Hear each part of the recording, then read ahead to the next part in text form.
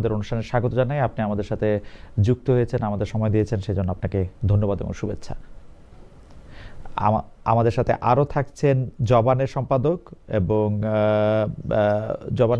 এবং যাকে টকশোতে এবং অন্যান্য আলোচনায় অনেক গুরুত্বপূর্ণ ভূমিকা পালন করতে দেখা যায় এবং যিনি অনেক জনপ্রিয় বটে, সেই জনাব রেজাউল করিম রনি আছেন আমাদের সঙ্গে। রেজাউল করিম রনি, আপনি আমাদের সাথে যুক্ত হয়েছেন, সেজন্য আপনাকে শুভেচ্ছা, কৃতজ্ঞতা এবং ধন্যবাদ জানাই। ধন্যবাদ আমাকে আমন্ত্রণ জানানোর জন্য। ডক্টর মুজাহিদ এবং জনাব রেজাউল করিম রনি দুজনই রয়েছেন, কিন্তু আমি প্রথম প্রশ্নটি জনাব রেজাউল করিম রনি আপনার কাছে আসতে চাই। জনাব রনি, বিএনপি বেশ কিছু অধ্যাদেশ আদেশ পালন না করার ক্ষেত্রে সিদ্ধান্ত নিয়েছে। আমি জার্গনগুলিতে গেলাম না, মোটা দাগে যদি আমি বলি যে মানবাধিকার কমিশন, দুর্নীতি দমন কমিশন, গুম কমিশন, বিচার বিভাগের স্বাধীনতার প্রশ্নে বিচারক নিয়োগ, সচিবালয় প্রতিষ্ঠা ইত্যাদির ব্যাপারে বিএনপি আপত্তি জানিয়েছে এবং বিএনপি এগুলি করবে না। আসলে এই ব্যাপারটা আপনার কাছে কেমন লাগছে? আমি বিএনপির যে দার্শনিক বা পাটাতনটা, এটা আমি আসলে একটু বুঝতে চাই যে ধরেন বিএনপির রাজনীতিতে কি ক্ষতি হবে যদি বিএনপি আজকে বিচার বিভাগীয় জন্য যে সচিবালয়, আলাদা সচিবালয় প্রতিষ্ঠা, সে আলাদা সচিবালয় প্রতিষ্ঠাকে যে সে বন্ধ করলো। বিএনপির কি সমস্যা হতো যদি বিচারক নিয়োগের ক্ষেত্রে বেশ কিছু চিন্তা ভাবনা করে এটার মধ্যে একটা ব্যালেন্স আনার কথা চিন্তা করা হয়েছিল, এটা যদি থাকতো? আমরা এই ব্যাপারটা একটু আসলে আপনার কাছে যদি একটু বুঝতে চাই। অনেকগুলি ব্যাপার আমরা আলোচনা করব, আপনি যদি একটু সংক্ষেপে সবকিছু বলেন। একদম খুবই প্রিসাইজলি উত্তর হইলো আপনার। আপনি খুবই গুরুত্বপূর্ণ জায়গা থেকে প্রশ্নটা তুলেছেন এবং এই প্রশ্নের মধ্যে ফ্যাক্টের চেয়ে ন্যারেটিভ আছে বেশি। যেমন হলো আপনি যে বিষয়গুলো বললেন, এই বিষয়গুলোতে চূড়ান্ত ফয়সালা হয়ে গেছে, ব্যাপারটা এরকম না। এখানে একটা ধারাবাহিকতা আছে বিএনপির রাজনীতি। বিএনপির অন্য সমালোচনা অন্য জায়গায় করব আমরা, কিন্তু এই পার্টিকুলারলি অধ্যাদেশ ব্যাপারগুলো এই আলোচনায় আসতে হলে প্রথমে আসতে হবে আদেশ এবং অধ্যাদেশ। যখন কোনো একটা অনির্বাচিত সরকার কোনো আদেশ বা অধ্যাদেশ দেয়, এটার মানেই হলো এটা খণ্ডকালীন, এই কারণে এটা অধ্যাদেশ। এইটা নির্বাচিত কোনো সংসদ চিরকালীন মানতে বাধ্য না। সংসদ চাইলে এটা মানতে পারে, নাও মানতে পারে, কিন্তু সংসদ চাইলেই যা কিছু একটা মানবে আরেকটা মানবে না, এটা হয় না। তার একটা প্রিন্সিপাল লাগে। এখন প্রশ্ন হইলো, আপনি যে জায়গায় খুবই গুরুত্বপূর্ণ জায়গা ধরছেন যে বিএনপির ফিলোসফির জায়গা থেকে বিএনপি অন প্রিন্সিপাল এই কাজটা করছে কিনা, আমি বলবো হ্যাঁ, অন প্রিন্সিপাল করছে। বিএনপির নোট অফ ডিসেন্ট দেখেন, যেই সব জায়গাগুলোতে বিএনপির নোট অফ ডিসেন্ট আছে এবং সংসদে সেই আইনগুলো পাশ করার ব্যাপারে বিএনপির যে পজিশন, সেই পজিশনের মধ্যে একটা কনসিস্টেন্সি আছে কিনা, যদি আমার উত্তর জানতে চান বা আপনি নিজেও চেক করে দেখতে পারেন, দেখবেন যে একটা মিল আছে। এইবার সংসদ সচিবালয় বা বিচার বিভাগ স্বাধীন করা, আপনি তো এই দাবি তো দীর্ঘদিনের, এই দাবি কি আমরা তুলি নাই? এই দাবি কি বিএনপির উপর যখন মানবাধিকার লঙ্ঘন করা হয়েছে তারা তুলে নাই? অবশ্যই তুলেছে, কিন্তু কিন্তু এর করার প্রক্রিয়াটা কি হবে? দেখেন, গণতন্ত্র কায়েম করার প্রক্রিয়াটাও গণতান্ত্রিক হইতে হবে। সংবিধান সংস্কার বলেন বা কোনো আইন করা বলেন, আইন করার প্রক্রিয়াটাও আইন সিদ্ধ হইতে হবে। এখন আপনি সংসদে যে কোনো বিষয় নিয়ে আইন করতে পারেন। ধরেন সংসদে আজকে যে আইনগুলো করছে, যে অধ্যাদেশগুলো করছে বা যেগুলো করছে না, সেগুলো আজকেই চিরদিনের মতো বিএনপি পার পেয়ে যাবে না করলে। যদি এগুলো না করার কারণে বিএনপির যে জনগণের কাছে ওয়াদা, তার যে ইস্তেহার, সেই ইস্তেহারের সাথে যদি ভায়োলেশন হয় বা লঙ্ঘন হয়, বিএনপি পার পেয়ে যাবে, এটা মনে করার কোনো কারণ নাই। কিন্তু আগেই একটা উদাহরণ দিই, যেমন স্থানীয় সরকার নিয়ে 3 দিন ধরে এনসিপির এক নেতা টকশোতে, আমি নাম বলছি না, আমার সাথে একদম কাঁচা মিশা কথা বলছে। যে বলছে কি, বিএনপি আইনটা পাশ করছে এমন ভাবে যে বিএনপি চাইলেই যে কোনো নির্বাচিত প্রতিনিধিকে, হ্যাঁ, তার দলের নির্বাচিত প্রতিনিধিকে চাইলেই বাদ দিয়ে দিতে পারবে ইচ্ছা মতো। অথচ আজকে খবরে দেখা গেল স্থানীয় নির্বাচন দলীয় প্রতীকেই হবে না। যেই নির্বাচনে দলীয় লোকই থাকবে না, সেখানে সে চাইলেই কিভাবে নিজের দলের লোককে বাদ দিয়ে দিতে পারে? তাইলে এই যে এরকম কাঁচা কাঁচা মিথ্যা কথা বলা হচ্ছে, এর কারণে বিএনপি যে সমস্ত জায়গায় রিয়েলি প্রবলেম করতেছে, রিয়েলি যে সমস্ত জায়গায় বিএনপি কে ক্রিটিক করা দরকার, সেখানে আমরা ক্রিটিক করতে পারছি না। এখন আসেন সংসদ সচিবালয় প্রতিষ্ঠার কথা। সংসদ সচিবালয় প্রতিষ্ঠা বা বিচার বিভাগের স্বাধীনতা, এই বিচার বিভাগের স্বাধীনতার সাথে পুরা জুডিশিয়াল প্রক্রিয়াকে স্বাধীন করা বা তার মতো করে সংস্কার করার এজেন্ডা বিএনপির আছে। বিএনপি এনজিও সরকার, এনসিপি এবং জামাতের রাজনীতি করে না, আনফরচুনেটলি অরফরচুনেটলি। ফলে বিএনপি তার ইস্তেহার অনুযায়ী যেভাবে অঙ্গীকার করেছে সে সেভাবে তার সুবিধা মতো করবে, জনগণ এটার জন্য তাকে ধরবে। কিন্তু বিগত সরকারের, অনির্বাচিত সরকারের অধ্যাদেশ বা কোনো আদেশ নির্বাচিত পার্লামেন্ট মানতে বাধ্য না। ওকে রনি, আমি একটা দুইটা ব্যাপারে আপনার সাথে একটু কথা বলি। যেমন আপনি প্রথমে আমাকে অভিযুক্ত করলেন যে আমি ফ্যাক্টের চেয়ে ন্যারেটিভ বেশি হয়ে গেছে আমার বক্তব্যে। আমি এই বক্তব্যটার ক্ষেত্রে আপনার আরেকটু কাইন্ড কনসিডারেশন আবিষ্কার করি, মানে আশা করি আর কি। কেন আমি ফ্যাক্টের কথা বলতেছি, যে আমি কিন্তু আপনার সাথে 100% একমত যে ওই সরকারের আদেশ অধ্যাদেশ যে প্রেসিডেন্টের নামে যেটা আসছে সেটা মানতে সে বাধ্য না। আমি মানার বাধ্যের দিকে আমি প্রশ্নই করি নাই। আমি শুধু প্রশ্ন করছি যে মানে বিচারকদের জন্য একটা আলাদা সচিবালয় হবে, সেইটা বাংলাদেশে মাজহার হোসেনের রায় 1998 সালে হওয়ার পরে এই 27-29 বছরের দাবি, এই দাবির সাথে বিএনপি একমত পোষণ করছে অন্ততপক্ষে 3 লক্ষ বার। এই যে আজকে যে আসাদুজ্জামান যে কথা বলতেছেন, উনি তখন অ্যাটর্নি জেনারেল ছিলেন, শুধু এই কারণেই না, অনেক কিছু ড্রাফট উনার করা, কারণ সেই সময় তিনি ব্যারিস্টার ইশতিয়াক আহমেদের জুনিয়র ছিলেন, নিচে বৈশা উপরের কথা তিনি অনেক কিছু বলছেন, এবং তিনি হচ্ছে সবচেয়ে বেশি জানেন যে বিএনপি কথা দিয়া কেমনে কথা রাখে না। কেন আমি ভয়টা পাইছি আমি আপনার বলি। বিচার বিভাগ আলাদা করার কথা ছিল 2001 সালে, ব্যারিস্টার সৈয়দ ইশতিয়াক আহমেদ আজকের আইনমন্ত্রী সিনিয়র, উনি তখন বলছিলেন যে আমি আজ এটা কইরা দিয়ে যাচ্ছি। বেগম জিয়া তাকে নিজে ফোন করে বলছেন এটা আমরা আইসা করবো। 5 বছরে কিন্তু করেন নাই, 5 বছরে বিএনপি সুবিধা হয় নাই কিন্তু বিচার বিভাগ আলাদা করার। এখন আইসা সেটেলড ম্যাটার যে বিচারকদের জন্য আলাদা একটা সচিবালয় থাকবে, সেইটা করার ক্ষেত্রে মানে আইনমন্ত্রী আমাদের বন্ধু জনাব আসাদুজ্জামান, আমাদের আরেক বন্ধু অ্যাটর্নি জেনারেল জনাব রুহুল কুদ্দুস কাজল, তারা আমাদেরকে আক্ষরিক করতে হাইকোর্ট দেখাচ্ছেন। এবং আমাদের দুঃখ জনাব রেজাউল করিম রনি, যার কাছ থেকে আমরা প্রতিনিয়ত শিখি, সেইটার তিনি শুধু সাফাই গাচ্ছেন না, আমি নাকি ন্যারেটিভ বলতেছি এটা বলতেছেন আপনি। আপনি এটা নিয়ে আপনি আবার একটু আবার বলি, 3 লক্ষ বার বিএনপি যে দাবি জানাইছে এবং আমরা নিজেরা প্রত্যেকে যে দাবির সাথে একমত, সেই দাবি যদি বিএনপি পূরণ না করে এর খেসারত বিএনপি কে দিতে হবে। পূরণ করবে না তো, করে নাই পূরণ না করলে জনগণ তাকে ক্ষমতায় আনবে না। আপনার জন্য তো আমি বলি, আপনার জন্য তো সংসদের আইন আপনি মানতে আপনি বাধ্য না। ফ্যান্টাস্টিক, আপনি 99টা মানলেন কেন? কোনটা মানতেছেন কোনটা মানতেছেন এটার মধ্যে আপনি 99টা মানতেছেন, 16টা মানতেছেন না কেন আপনি? এইটার সাথে আপনার ফিলোসফিক্যাল প্রবলেম কি? ফিলোসফিক্যাল প্রবলেমটা হলো এখানে আমার আগেই নোট অফ ডিসেন্ট দেওয়া আছে, কারণ অন্যান্য যে আইনি ব্যাপারগুলো আছে এটার মধ্যে আপনার নোট অফ ডিসেন্ট নাই, এটার মধ্যে আপনার নোট অফ ডিসেন্ট নাই। হ্যাঁ, আমি আপনাকে বলি, এখানে আইনমন্ত্রীর বক্তব্যটা আপনি দেখেন, আইনমন্ত্রী এটা জাস্টিফিকেশন কি দিচ্ছে? তারা কি বলতেছে যে এটা চিরদিনের মতো অফ হয়ে গেছে এবং জীবনে আমরা এটা করব না? আমার প্রশ্নই এটা না, আপনি ভবিষ্যতে করবেন, এখন করতেছেন না কেন সেটা আমারে বলেন। ভবিষ্যতে আপনি আমার সাথে ভালো ব্যবহার করবেন, আমাকে টাকা দিবেন, পয়সা দিবেন, সবই ঠিক আছে। এখন আমার খাওয়া বন্ধ করে দিচ্ছেন কেন আপনি? যুক্তিটা এখন এটা এফোর্ড করার মতো অবস্থা নাই সরকারের। আপনি মানে আপনি যেটাকে আপনি এফোর্ড করা অবস্থা বলতেছেন, খুবই ভালো যুক্তি দিচ্ছেন রেজাউল করিম রনি, বরাবরের মতোই। এই জিনিসগুলি কি সচিবালয় করার জন্য ইট কাঠ পাথর বা বাজেটের প্রশ্ন তো আপনি তাহলে আর কি এফোর্ট, আর কি টোটাল আমি বুঝতে দিয়েছি, ইট কাঠ পাথর বাদে ফিলোসফিক্যালি কি এফোর্ট করতে সমস্যা? তারেক সাহেবের কিছু নিজস্ব বিচারক নিয়োগ দিতে হবে না? নিজস্ব বিচারক নিয়োগ দিতে হবে কেন? আর কি তাহলে এফোর্ট বিচারক? আরেকটা কি এফোর্ট? আসাদ ভাই ছাত্রদের কাউরে নিয়োগ দিবে? কি করবে আসলে আসাদ ভাই? কাকে নিয়োগ দিবে বা তার এফোর্ডেবিলিটির প্রশ্নটা কোথা থেকে আসে সেটা একটু বলেন না ভাই, আমি এটা বুঝতে চেষ্টা করছি।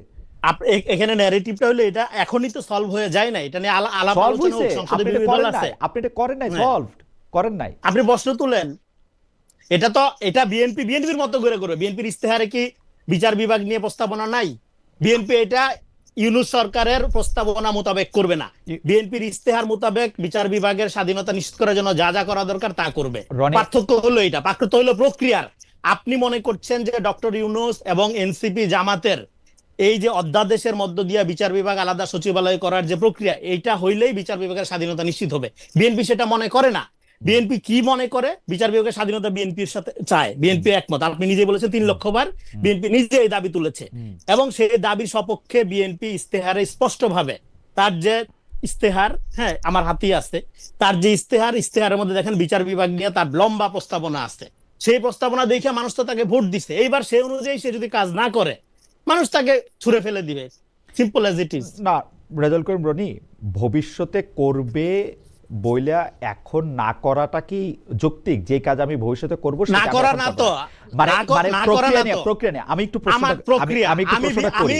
আমি জামাত এনসিপির প্রক্রিয়ায় করব না, আমি আমার প্রক্রিয়ায় করব। Fantastic. আমার প্রক্রিয়া করার জন্য আগে জামাত এনসিপির প্রক্রিয়া আমি রহিত করব, থামাবো। জামাত এতে করে যদি জামাত এনসিপির প্রক্রিয়াটার মধ্যে সমস্যাটা কি সেটা আমি বুঝতে চাইতেছি। কেন আমি সেটা বলতেছি, আমি হ্যাঁ। স্পেসিফিক বিচার বিভাগটা নিয়ে প্রশ্ন করতেছি, প্রত্যেকটা জিনিস নিয়ে আমি প্রশ্ন আপনারা আলাদা আলাদা করে করব। সমস্যাটাকে আমি কেন বুঝতে চাইতেছি, এই জিনিসটা কিন্তু আজকের না, আমি আবার বলি, মাজদার হোসেনের বিচার বিভাগ আলাদা করার রায় দেওয়া হয়েছিল 1998 সালে।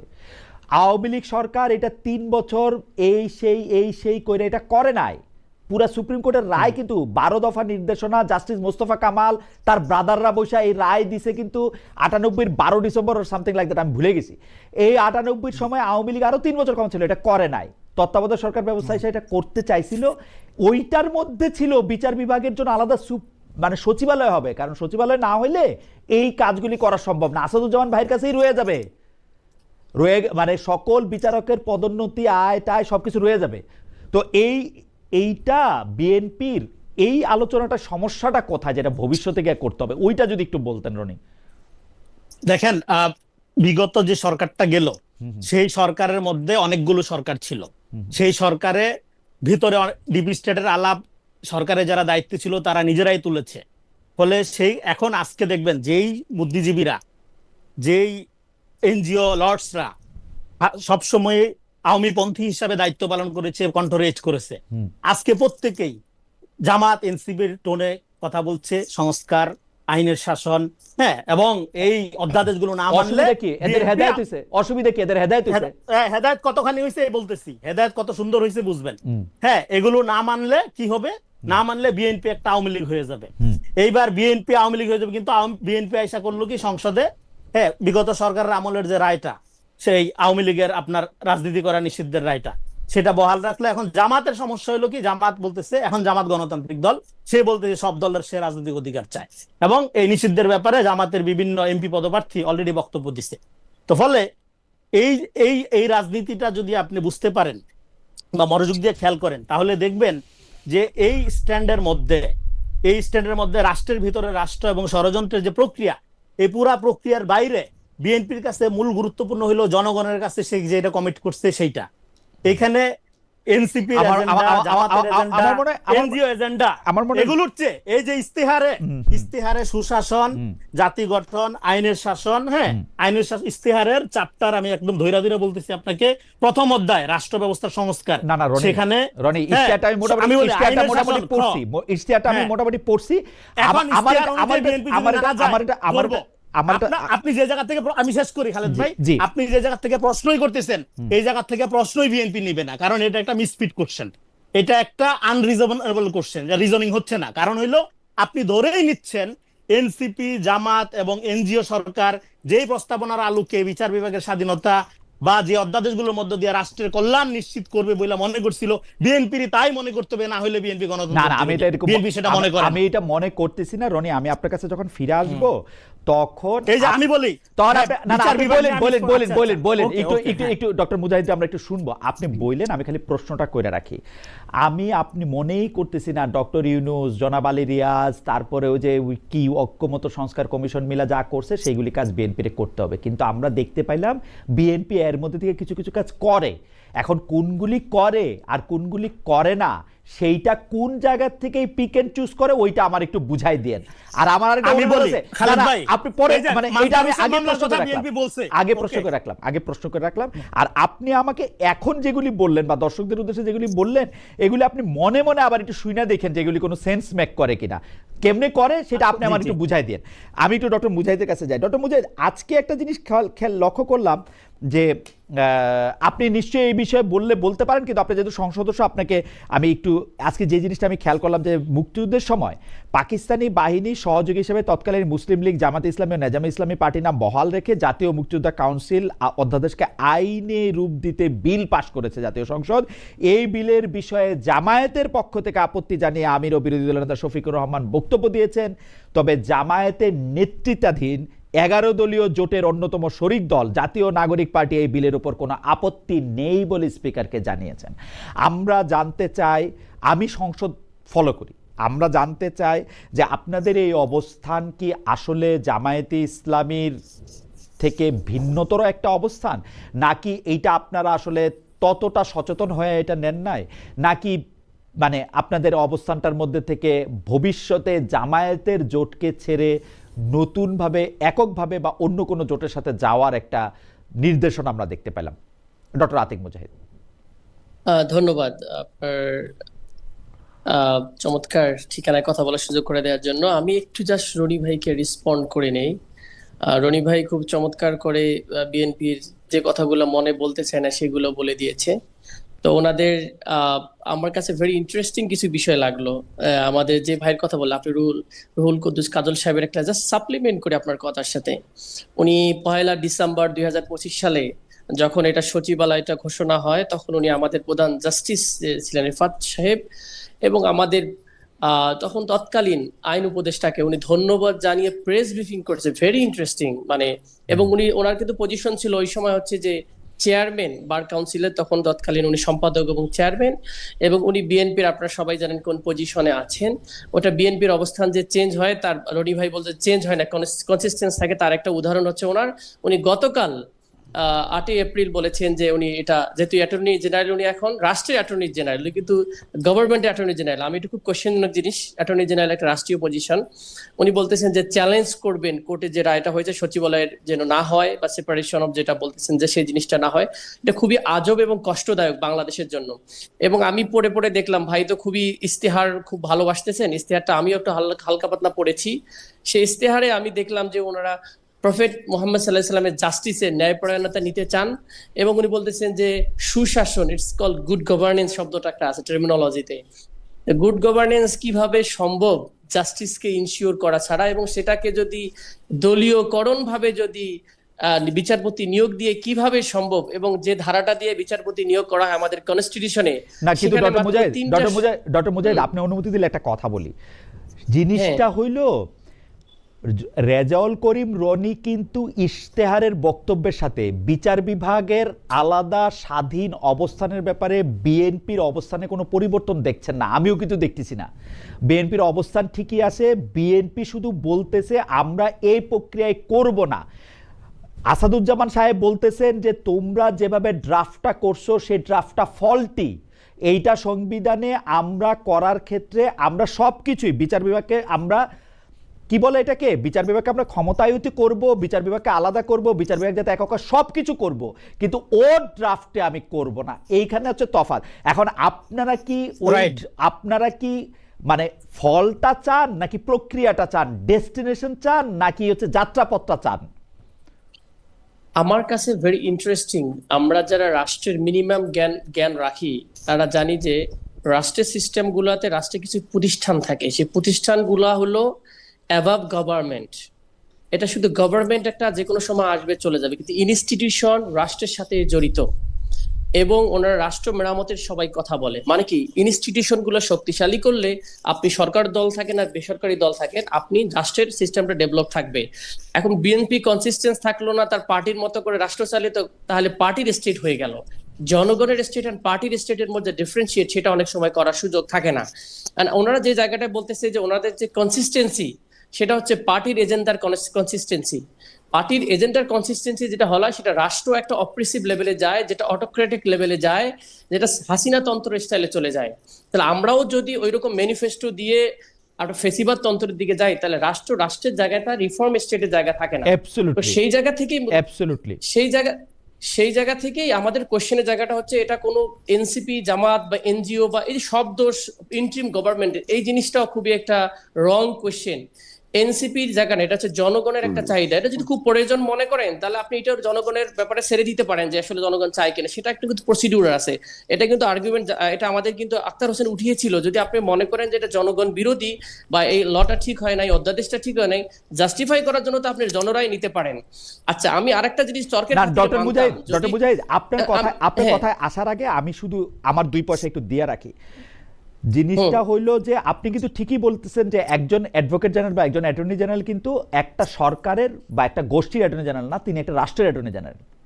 আপনি ইন্টারেস্টিং জিনিসটা দেখেন, আমরা এর আগে যে সরকারটা পাইছি, আপনি বলতেছেন সবকিছু ইন্টারিমের দিকে যাইতেছেন, সেই সরকারের আইন উপদেষ্টা ডক্টর আসিফ নজরুল একটা বিচার বিভাগের জন্য আলাদা কি বলে বিল্ডিং করার জন্য বা সচিবালয় করার জন্য আলাদা একটা আইন করতেছেন। সেই আইনটা করার সময় তৎকালীন অ্যাডভোকেট জেনারেল সেই আইনটার করার সময় রাখেন নাই তো, যেটা অ্যাবসার্ড। কেন আমি আপনাকে বলি সংসদ নাই, এটার মধ্যে আপনি আলোচনা করতে হবে, এটার মধ্যে আলোচনা করতে হবে, কিন্তু এটা কিন্তু একদম একটা জিনিস না, আপনি খালি একটা বিল্ডিং কালকে তুলে দিলেন এটা ঠিক হয়ে গেল, এটা এরকম না কিন্তু জিনিসটা। উনারা কিন্তু কারো সঙ্গে ব্যাপারটা আলোচনা দেন নাই। আমি শেষ করি, আপনি তাহলে সুবিধা হবে। আমি যে বিষয়টা বলতে চাচ্ছিলাম সেটা হলো, আপনি কিছু বিষয় অন প্রিন্সিপাল ঠিক করতে হয় রাষ্ট্রের, যে আমরা রাষ্ট্রের এই জিনিসগুলোকে এইরকম দেখতে চাই। দেন আপনি পার্লামেন্টে ডিসকাস করতে চান জিনিসটা কিছু, তো আপনি সংশোধন আকারে আনতে পারেন। আপনারা তো খুব সংশোধন পছন্দ করেন, সংস্কার পছন্দ করে না, আমাদের সম্মানিত স্বরাষ্ট্রমন্ত্রী বারবার বলে। তাহলে আপনি বিলটাকে বাতিল না করে আপনি বলতে পারতেন যেটা আমরা সংশোধন আকারে হাজির করতে পারতাম, ডিবেট করতে পারতাম। আপনি তো পুরোটাই বাদ দিয়ে দিচ্ছেন বিষয়টাকে। তাহলে আপনার যদি সদিচ্ছা থাকতো যে বাংলাদেশের স্টেট সিস্টেমের যে জুডিশিয়ারি সিস্টেমটাকে সেটা আমরা জনগণের জন্য এবং সবার জন্য করতে চাই, এবং এটা কল্যাণ রাষ্ট্র, সুশাসনের রাষ্ট্র বিনির্মাণ করতে চাই, আমি বুঝি না যে এমন কি সমস্যা যেটা আপনি বিগিনিং করেছেন যে এইটা বাতিল করলে বিএনপির খুব বেশি সুশাসন প্রতিষ্ঠা করতে পারবে।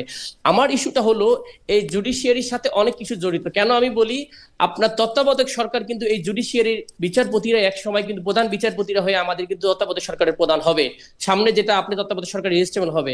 সুতরাং এই প্রসেসটাই যদি ঠিক না থাকে তাহলে বাংলাদেশ শুধু জুডিশিয়ারি সমস্যা হবে না, পাওয়ার ট্রানজিশনের সমস্যা হবে।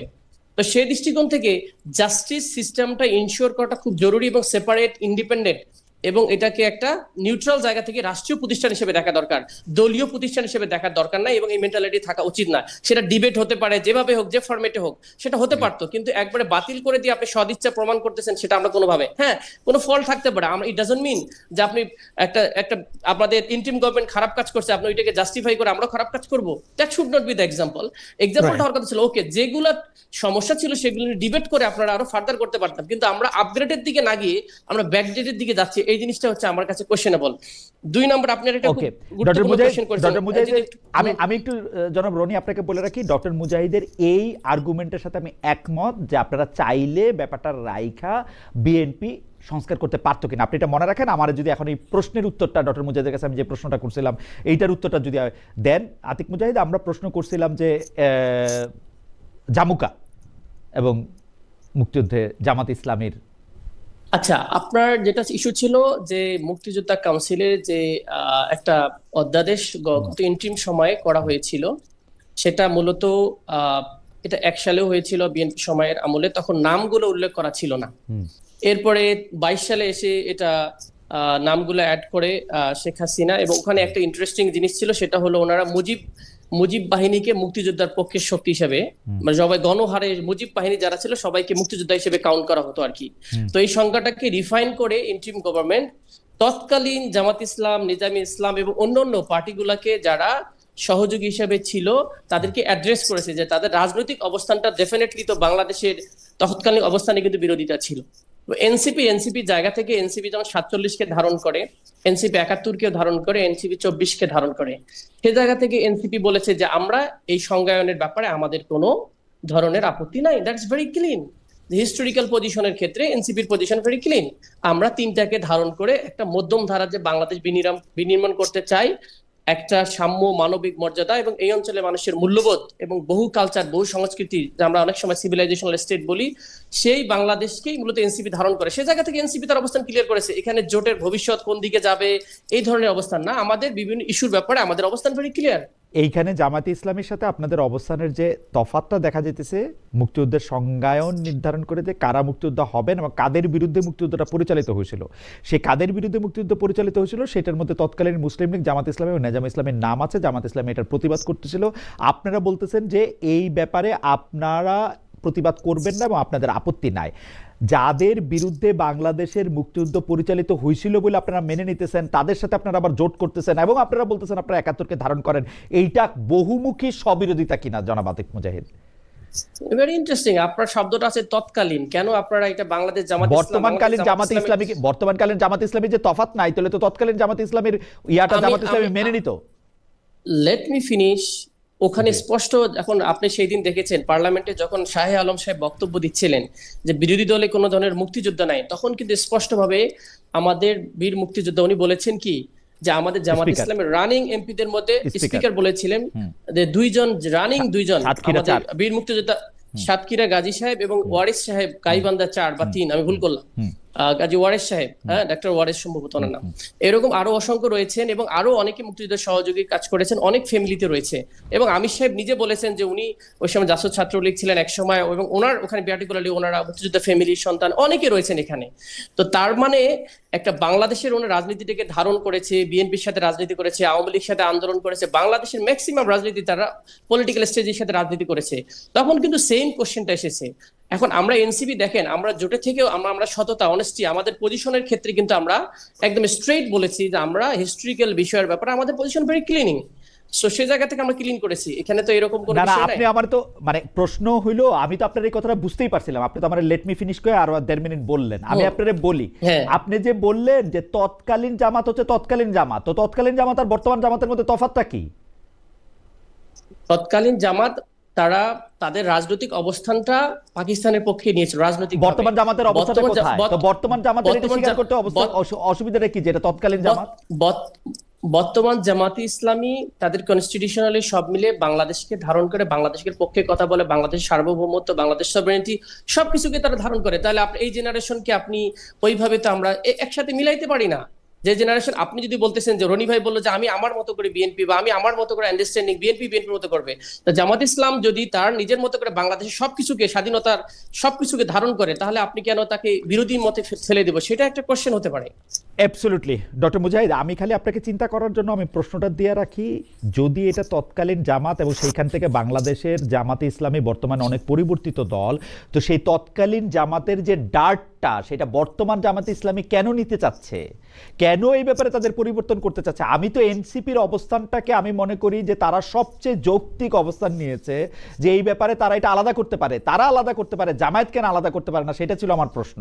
হাউএভার আপনি নিশ্চয়ই এই প্রশ্ন জামাতের প্রশ্ন জামাত উত্তর করবে, এক্ষেত্রে তো আমাদের সাথে আমরা যেই আমাদের জামাত অবস্থান এই ক্লিয়ার উত্তর করেছি। দিতে পারে না, সেই জামাতের সঙ্গে এনসিপি কেমনে থাকে, সেটাও আমার প্রশ্ন।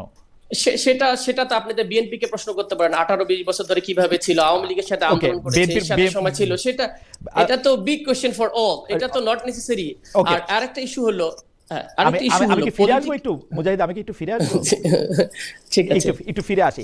জনাব রনিকে আমি প্রশ্ন করেছিলাম, আমি ডক্টর আতিক মুজাহিদের কথাটার একটু ধারাবাহিকতা টানি, যে আপনারা সংশোধনী করতে পারতেন, আপনাদের যদি এটা ভালো না লাগে পুরোটা ব্যাপারে আপনারা সংসদে আলোচনা করতে পারতেন। জনাব আখতার হোসেন ব্যাপারটা নিয়ে বলছিলেন এনসিপির এমপি, কেন এইটা বিএনপি করে নাই? আপনার কি মনে হয়, আপনার অ্যানালাইসিস কি মনে হয়? আর তাছাড়া হচ্ছে যে আমার প্রশ্নটা আবার একটু করি রনি, যে 99টা অধ্যাদেশ যে মানলো, 25টা যে মানলো না, মানে সংখ্যার এদিক ওদিক হতে পারে, এইটার কারণটা কি আসলে? এটা কিভাবে বিএনপি পিক করে যে আমি এটা মানবো এটা মানবো না? জি, এটা পিক করে ওই যে যেহেতু সে পূর্ব ঘোষণা দিছে, আপনি তার জুলাই সনদে স্বাক্ষর আছে এবং ইস্তেহার। দেখেন, আমি প্রথমে আমি আমার ভাই আতিক মুজাহিদের জবাব দিই। ডেফিনেটলি সবকিছু যখন আমরা নিরপেক্ষতা আশা করি রাষ্ট্রীয় প্রতিষ্ঠানে, কিন্তু দেখেন 5 তারিখের পরে নিরপেক্ষতা একটা অভিশাপ আকারে হাজির হয়েছে জাতির বুকে।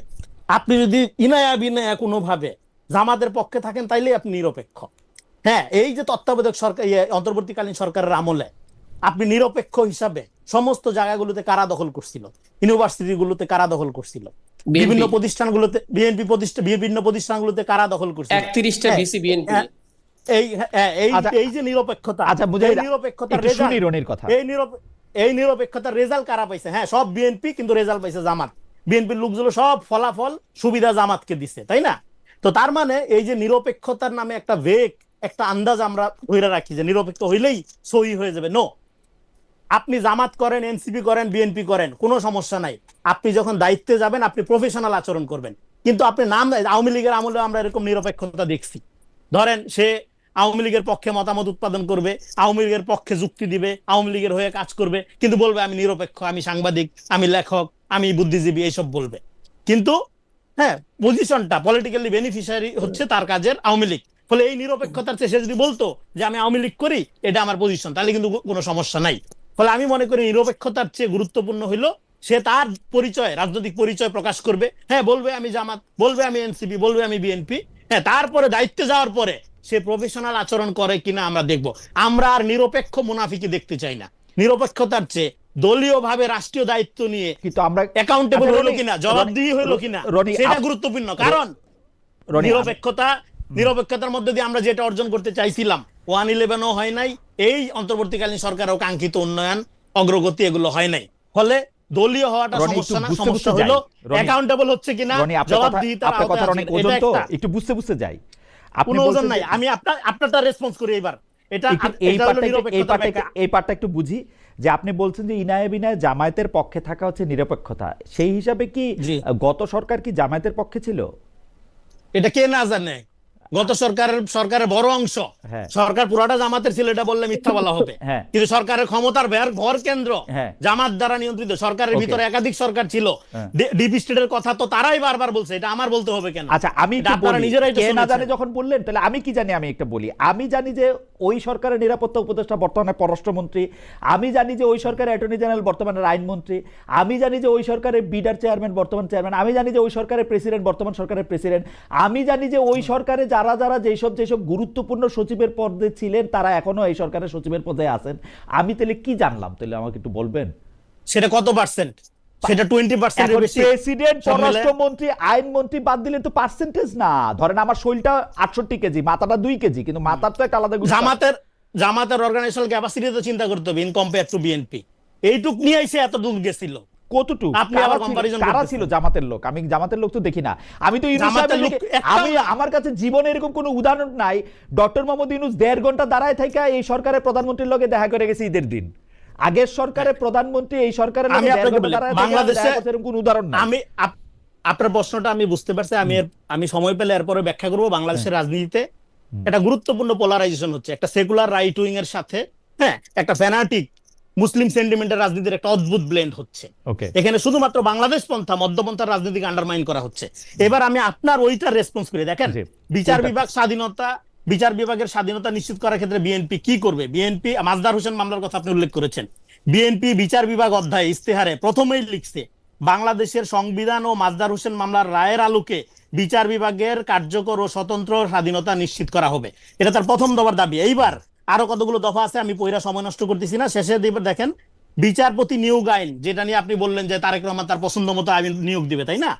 এই দেখেন, এখানে বলা হচ্ছে যে দলীয় বিবেচনার ঊর্ধ্বে উঠে কেবলমাত্র জ্ঞান, প্রজ্ঞা, নীতিবোধ এবং বিচারবোধের আলোকে যাচাই বাছাই করে সুপ্রিম কোর্টের বিচারপতি নিয়োগ দেওয়া হবে। এই জন্য সংবিধানের 95(2) গ অনুযায়ী বিচারপতি নিয়োগ আইন প্রণয়ন করা হবে। তার মানে এই বিচার বিভাগ সংক্রান্ত সংশোধনীর সাথে সংবিধানের সংশোধনের বিষয়টা জড়িত। বিএনপি চাইলে এই মুহূর্তে এটা করতে পারতেছে না। কিন্তু ন্যারেটিভ কি? বিএনপি বিচার বিভাগের স্বাধীনতা চায় না। এর আগে ন্যারেটিভ কি ছিল? বিএনপি আওয়ামী লীগকে পুনর্বাসিত করতেছে। নেগেটিভ শব্দটা Narrative শেষ করি আমি। একটু এর আগে- কিছুক্ষণের জন্য আপনি এটা ফ্রিজে রাখেন। না, narrative ন্যারেটিভ শব্দটা, ছাড়া হ্যাঁ। এদের তো Narrative রাজনীতি হয় শব্দটা না, আপনি ফটো কাটার ন্যারেটিভ অল্প- ছাড়া। অল্প যাদের রাজনীতি হয় না তাদেরকে এছাড়া আপনি আর কোন বাক্যে চিহ্নিত করবেন? আমি আপনাকে একটা এখন কথা বলি- দেখেন, আমি আপনাকে একটা কথা বলি রেজাল্ট করিম রনি, একটু বুঝতে যাই। সেইটার ক্ষেত্রে আমি এখন বলি- এটা যদি না করে, হ্যাঁ। এখন বিএনপি রাইট, এখন আমরা বিএনপি কে ধরবো কোন প্রিন্সিপালে? আমরা বিএনপি কে ধরবো এই প্রিন্সিপালে। Okay. আমরা ইউনূস সরকারের প্রিন্সিপাল এবং জামাতের প্রিন্সিপাল দিয়ে বিএনপি কে ধরার Okay. এখতিয়ার রাখি না। ওকে, দ্যাটস মাই পজিশন। ওকে, আমি একটু বলি, এই পৃথিবীতে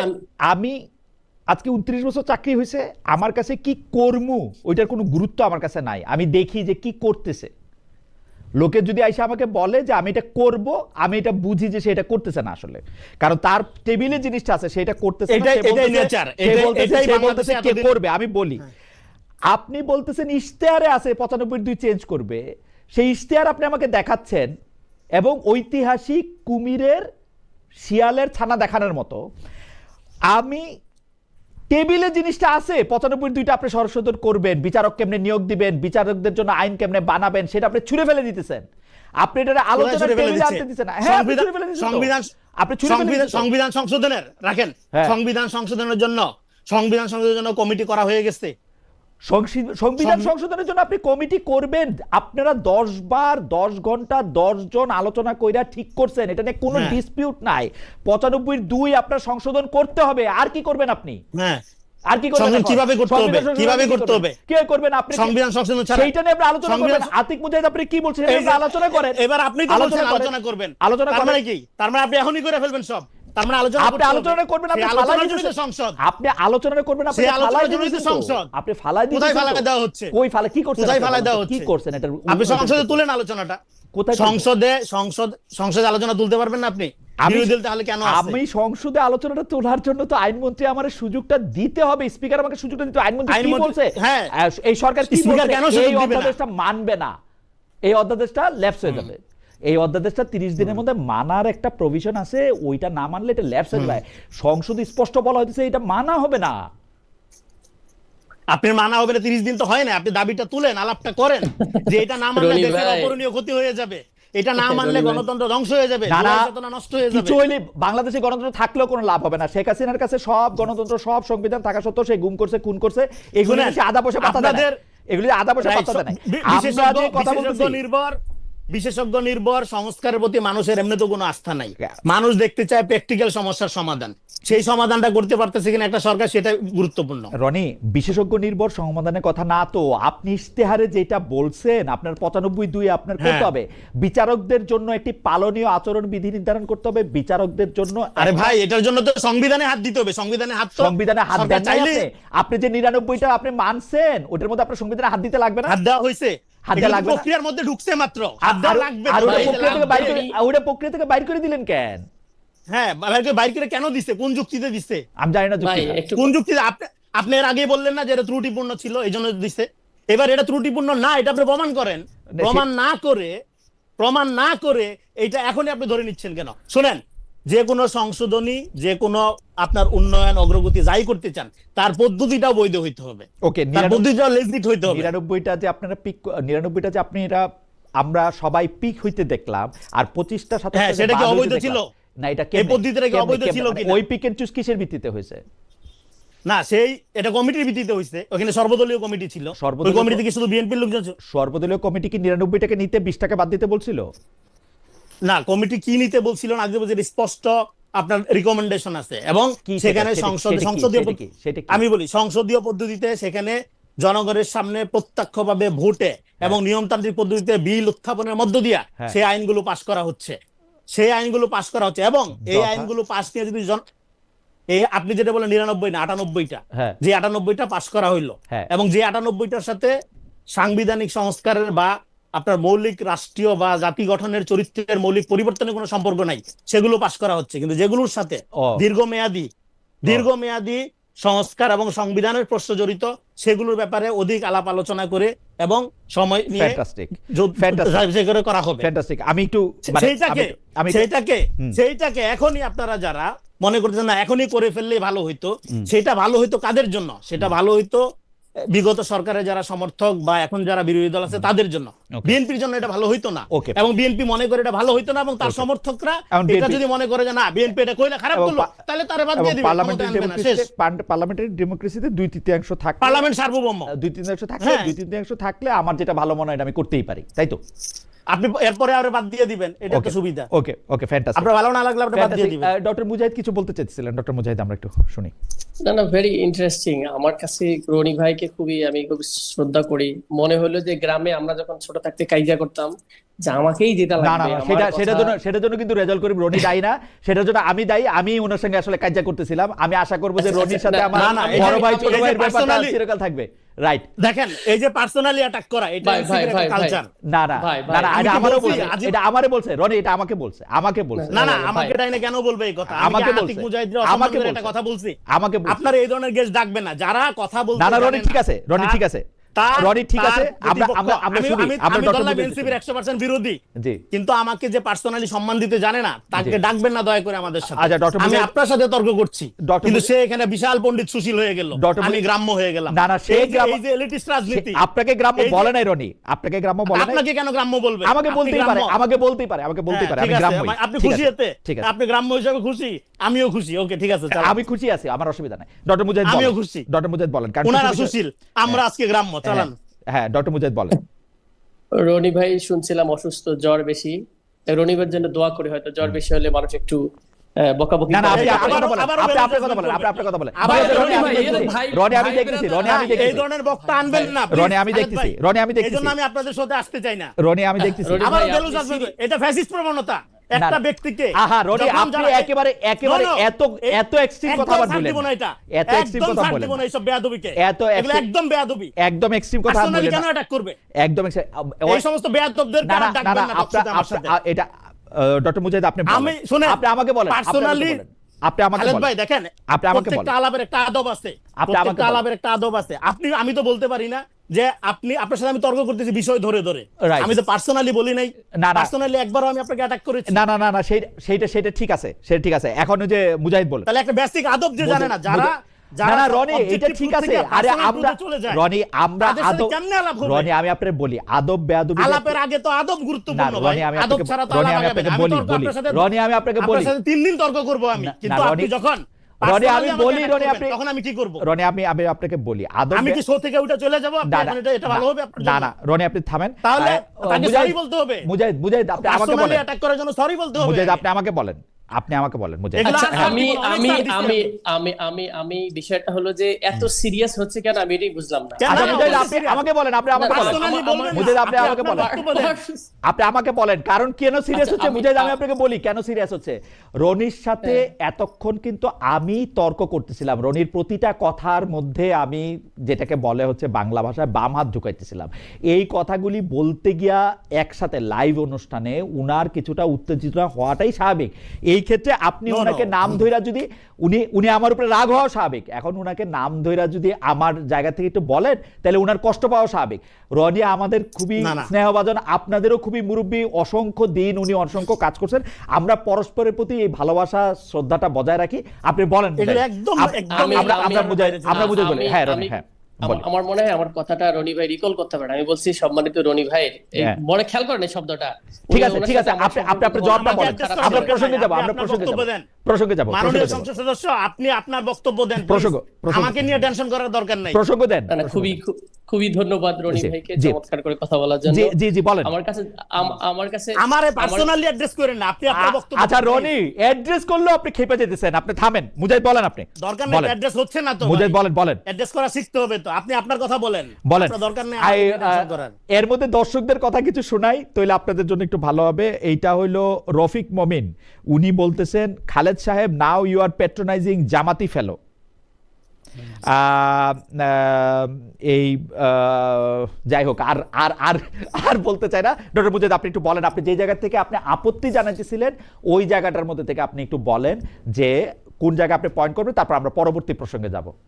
ডক্টর আতিক মুজাহিদ। জি জি ধন্যবাদ। জি। এখন যেটা ডিসকাশনের ইস্যু দেখি আমরা রাইট, যে এইভাবে আলাপ হবে। নিরপেক্ষতার প্রশ্ন নিয়ে অনেক কথা হলো। নিরপেক্ষতাটা যদি বিএনপির পক্ষে যায় তাহলে ভালো, নিরপেক্ষতা যদি জনগণ বা অন্য কোনো দলের বিরোধী দলের পক্ষে যায় তাহলে এটা হচ্ছে খারাপ। আমরা তো অনেক নিরপেক্ষ ব্যক্তিকে দেখেছিলাম, তারা এখন নিরপেক্ষ ব্যক্তি থেকে নিরপেক্ষ বুদ্ধিজীবী থেকে এখন নিরপেক্ষ উপদেষ্টা না, একটা দলীয় উপদেষ্টা হয়েছেন। তো এটাও কিন্তু অনেক প্রশ্নবোধক যে আসলে কে নিরপেক্ষ কে পক্ষে। উনি যেমন বললো যে অনেকে বলে ডিসকাশনে যে সরাসরি ওপেন হলে তো ভালো হয়, তাহলে পক্ষের নিয়েই কথা বললে তো ভালো ছিল। আমার অপোজিশন ডিসকাশনে যিনি ছিলেন কি, বাই দ্য ওয়ে আমাদের আতিক মুজাহিদ আমি একটা কথা বলবো, আতিক মুজাহিদ আমি একটা কথা বলবো নাকি আপনি শেষ করবেন তারপর জি বলবো? নিরপেক্ষতা আমি তো শুরু বলেন, করতে পারি নাই। হ্যাঁ, আমি একটু আপনাকে এই জায়গা থেকে একটু মনে করে দিই যে আমি নিরপেক্ষ- আমি আমি শেষ আচ্ছা, শেষ নিরপেক্ষ করেন। জায়গা আমি আসলে সুবিধা হবে। আচ্ছা আমার ঠিক আছে, জি কোশ্চেনটা জি ছিল, জি বলেন। মানুষ কখনো নিউট্রাল হতে পারবে না, অ্যাটলিস্ট প্রিন্সিপাল বেসড হোক। প্রতিষ্ঠানগুলো জনগণ বা বিচারপতি নিয়োগ বা প্রতিষ্ঠানের যে কোনো সাংবিধানিক প্রতিষ্ঠানগুলোতে কিভাবে নিয়োগ হবে সে প্রসিডিউরাল ইস্যুটাই মূলত মেইন কোশ্চেন। পদ্ধতিগতভাবে আমরা কিভাবে নিয়োগ দিব এইটাই ছিল ডিসকাশন। কারণ বাংলাদেশ এতটা সভ্য রাষ্ট্র হয় নাই যে আমরা সত্যকে সত্য বলতে পারি। আমরা দলীয় এজেন্ডাকে সবার উপরে দেখি, আমরা পরিবারতন্ত্র দেখি, বংশতন্ত্র দেখি, বাপের দোয়া মায়ের দোয়া অনেক কিছু দেখি। ইট ইজ বিকজ আমরা আমাদের প্রতিষ্ঠানগুলোকে ওই লেভেলে নিতে পারি নাই। প্রফেশনালিজমের জায়গাটা না থাকার কারণেই রাষ্ট্রের বিভিন্ন জায়গায় ভঙ্গুর অবস্থা, এবং যার কারণে সবসময় আমাদের ইলেকশন আসলে ঝামেলা হয়, বিচারের বিরোধী দলে গেলে আমাদের মামলা হয়, প্রচুর পরিমাণে মানবাধিকার লঙ্ঘন হয়, গুম হয়, খুন হয়।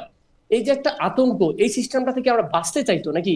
বাঁচার মাধ্যম হলো আমাকে কিছু প্রতিষ্ঠান যাকে আমাকে নিরাপত্তা দিবে। ওকে, তাহলে আমার আমি একটু ভোটের নিরপেক্ষতা নিয়ে একটু বলি। আপনি প্রতিষ্ঠানটা নিরপেক্ষ- বাঁচানোর জন্য যেহেতু বলতেছেন সেজন্য আমি একটু নিরপেক্ষতার জায়গা থেকে বলি।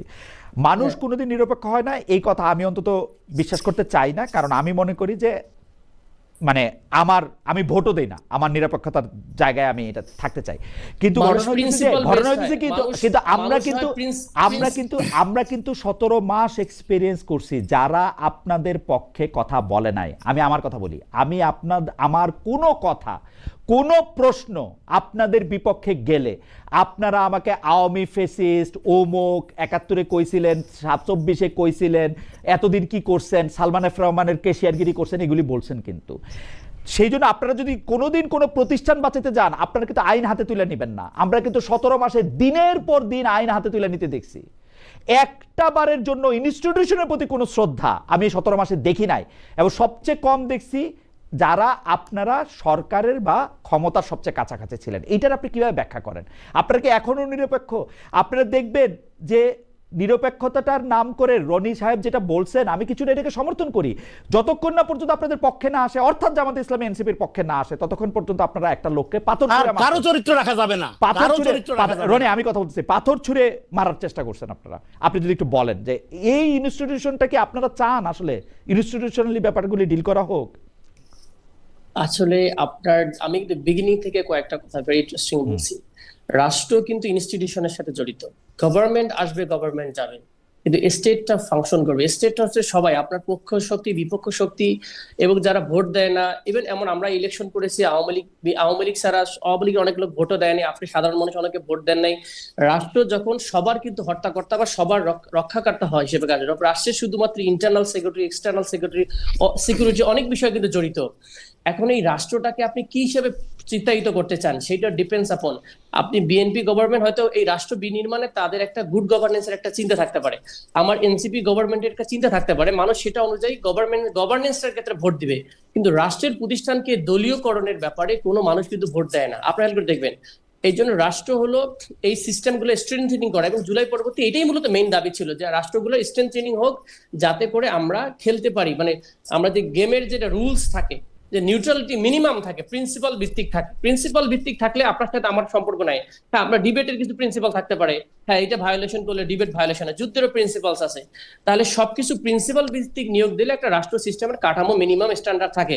তা না হলে দলীয়করণের যে প্যাটার্নটা বাংলাদেশে নিয়মিত চলে আসছে, হ্যাঁ আপনি বলতে পারেন যে মব কালচার বলতে পারেন, এই 17 মাস ধরে এতগুলো আন্দোলন হলো। আমার একটা কোয়েশ্চেন, এই আন্দোলনগুলো কারা করেছিল, এখন কেন করে না?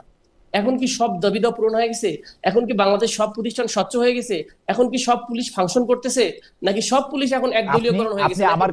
আপনি আমার কাছে যদি জবাব চান, আমি বলবো এনসিপিতে যারা ছিলেন বা জামায়াতে ইসলামীতে যারা ছিলেন তাদের সমর্থনের কথা বলে অনেকে মব কালচার করছেন, যারা নিজেদেরকে আর এত শক্তিশালী ভাবেন না বলে মব কমছে।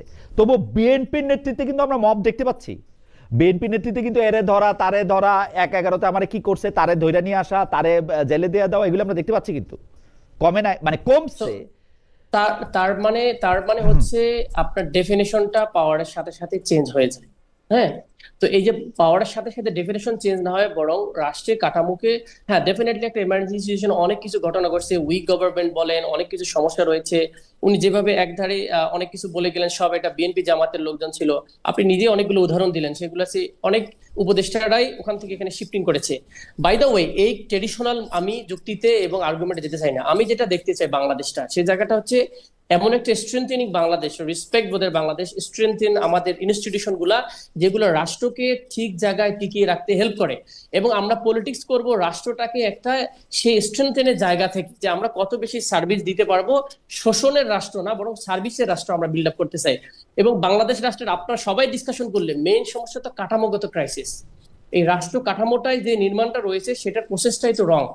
যদি আমরা বলি যে এটা 3টা কাঠামোর উপর দাঁড়িয়ে থাকে, আলটিমেটলি একটা কাঠামোর উপর আমার নির্বাহী। ডক্টর মুজাহিদ, আমাদের যেহেতু সময় কম, আপনার কথা থেকে আপনার কথা থেকে শুধু আমি যদি প্রশ্নটা এরকম করি যে আসলে যদি রাষ্ট্র বলতে আমরা যে রাষ্ট্রিক কাঠামোর কথা বুঝি, সেইটার ক্ষেত্রে আমরা যদি প্রতিষ্ঠানগুলিকে, মানে বিচার বিভাগকে, সংসদকে, এই যে সচিবালয়কে, সেগুলিকে যদি আমরা নিরপেক্ষ না করে একটা প্রতিষ্ঠান হিসেবে গড়ে তুলতে না দেই, এবং এই যে নির্বাচন কমিশনকে, মানবাধিকার কমিশনকে, সেগুলিকে যদি আমরা না দেই, তাইলে এটা ফাংশন করবে না কোনোদিন।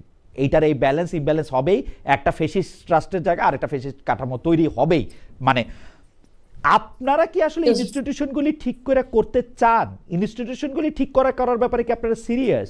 কারণ আমি যদি ধরে নেই গত 17 মাসে আপনারা সরকারে ছিলেন, যেহেতু আপনাদের 3 জন সরকারের মন্ত্রী ছিল, আর যদি ধরে নেই আপনারা সিরিয়াস ছিলেন, ইনু সাহেব বলছে আপনারা তাদেরকে নিয়োগ দিয়েছেন, সেই ক্ষেত্রে কোনো ইনস্টিটিউশনকে দাঁড়া করানোর ব্যাপারে আপনাদের কোনো সিরিয়াসনেস ছিল? আপনাকে দেখাই, এই যে আসিফ ইনসাইট, উনি আমাকে বলছেন, খালেদ আপনি আবেগের বশীভূত হয়ে এনসিপি জামাতের বিরুদ্ধে আপনার রাগ উপড়ে দিলেন, আপনার মতো পেশাদার সাংবাদিকদের কাছ থেকে কখনো আশা করি নাই। এই কথাটা সর্বৈব ঠিক কিনা আমি আপনার কাছেই জিজ্ঞেস করলাম। আমি পেশাদার সাংবাদিক, আমি কি রাগ উগড়ে দিলাম? আমি জীবনে কোনোদিন কোনো একটা মানুষ সম্পর্কে একটা কথা যেটা উচ্চারণ করতে পারবো না, আপনারা অবলীলায় সেগুলি বলতে থাকেন। যাই হোক, আপনি আমাকে বলেন তো যে ইনস্টিটিউশনগুলি করার ব্যাপারে সিরিয়াস কিনা আপনারা, মানে আপনাদের দলের কাঠামোতে ইনস্টিটিউশনগুলি সিরিয়াস কিনা? Very interesting. আপনি যেটা একদম কমপ্লিটলি বিএনপি স্টাইলে আমরা যদি বলি যে এই ইন্টারিম গভর্নমেন্টটা জামাত এনসিপি ছিল, এটাকে আমি কখনো একমত হতে পারলাম না। কারণ আপনি নিজেই বললেন এই গভর্নমেন্টের ম্যাক্সিমাম লোকই অনেকেই এখন গুরুত্বপূর্ণ গুরুত্বপূর্ণ আপনার ম্যাক্সিমাম সচিব বলেন, আপনার ভিসি 31 জন ভিসি বলেন, সবগুলাই মূলত এই বিএনপির সাথে অ্যালাইড হয়েছে। এবং অনেক জায়গায় আমরা দেখেছি সবগুলো মূলত, এবং আপনারা যদি ইভেন ইলেকশন কমিশনের কথা বলেন, সে জায়গায় আমরা আন্তরিক কিনা সেটা হলো প্রশ্ন। আমরা যদি আন্তরিক না হইতাম তাহলে আজকে যে 4টা অধ্যাদেশ বাতিল করার ব্যাপারে হলো আমরা কিন্তু না ভোট দিলাম। কারণ আমরা বাংলাদেশের রাষ্ট্রীয় ইনস্টিটিউশন গুলোকে স্বচ্ছতা দেখতে চাই, জবাবদিহিতা দেখতে চাই, অ্যাকাউন্টেবল দেখতে চাই। এই জন্য এই জায়গা থেকে কিন্তু আমরা আমাদের অবস্থানটা ভেরি ক্লিয়ার করেছি যে আমরা কি রকম বাংলা রাষ্ট্রে দেখতে চাই, যে রাষ্ট্রে অ্যাকাউন্টেবল, স্বচ্ছতা এবং জবাবদিহিতা এবং একটা মোটামুটি একটা স্টেট কাঠামো যেন থাকে। যেটা না হলে আপনি দেখেন আজকে যে ইলেকশনটা হইলো, এই পোস্ট জুলাই এই যে ইলেকশনের মাধ্যমে আমরা সেই ইলেকশনের কমিশনের আন্ডারেও আমরা দেখলাম মাগুরা কাণ্ডের মতো বগুড়া কাণ্ড হয়ে গেল। এমন একটা অবস্থা, আজকে বাচ্চা পোলাপান এসে ভোট দিচ্ছে এবং নেতার মেয়েরা এসে ভোট দিচ্ছে, আমরা অন ক্যামেরায় দেখতে পাচ্ছি। তাহলে আপনি যে স্বচ্ছতার প্রশ্ন করতেছেন, আগামী দিনে ইলেকশন কি হবে সেটা একটা ভেরি মাচ কোয়েশ্চেনেবল। আমরা যদি বলি নিউট্রাল, আমার মনে হয় যথেষ্ট ডক্টর মুজাহিদ যথেষ্ট যৌক্তিক প্রশ্ন তুলেছেন। আমি শুধু ছোট করে আপনার একটা মতামত জানতে চাইতেছিলাম যে আমাদের একজন দর্শকে মতামত করছেন যে 30 দিনের মধ্যে যেহেতু ওই অধ্যাদেশটা পাশ করে ফেলানোর বা নিয়ে নেওয়ার একটা বাধ্যবাধকতা ছিল, সুপ্রিম কোর্ট বিষয়ে এই আলোচনা 30 দিনের মধ্যে হওয়া সম্ভব ছিল কিনা একটু ছোট করে যদি বলেন।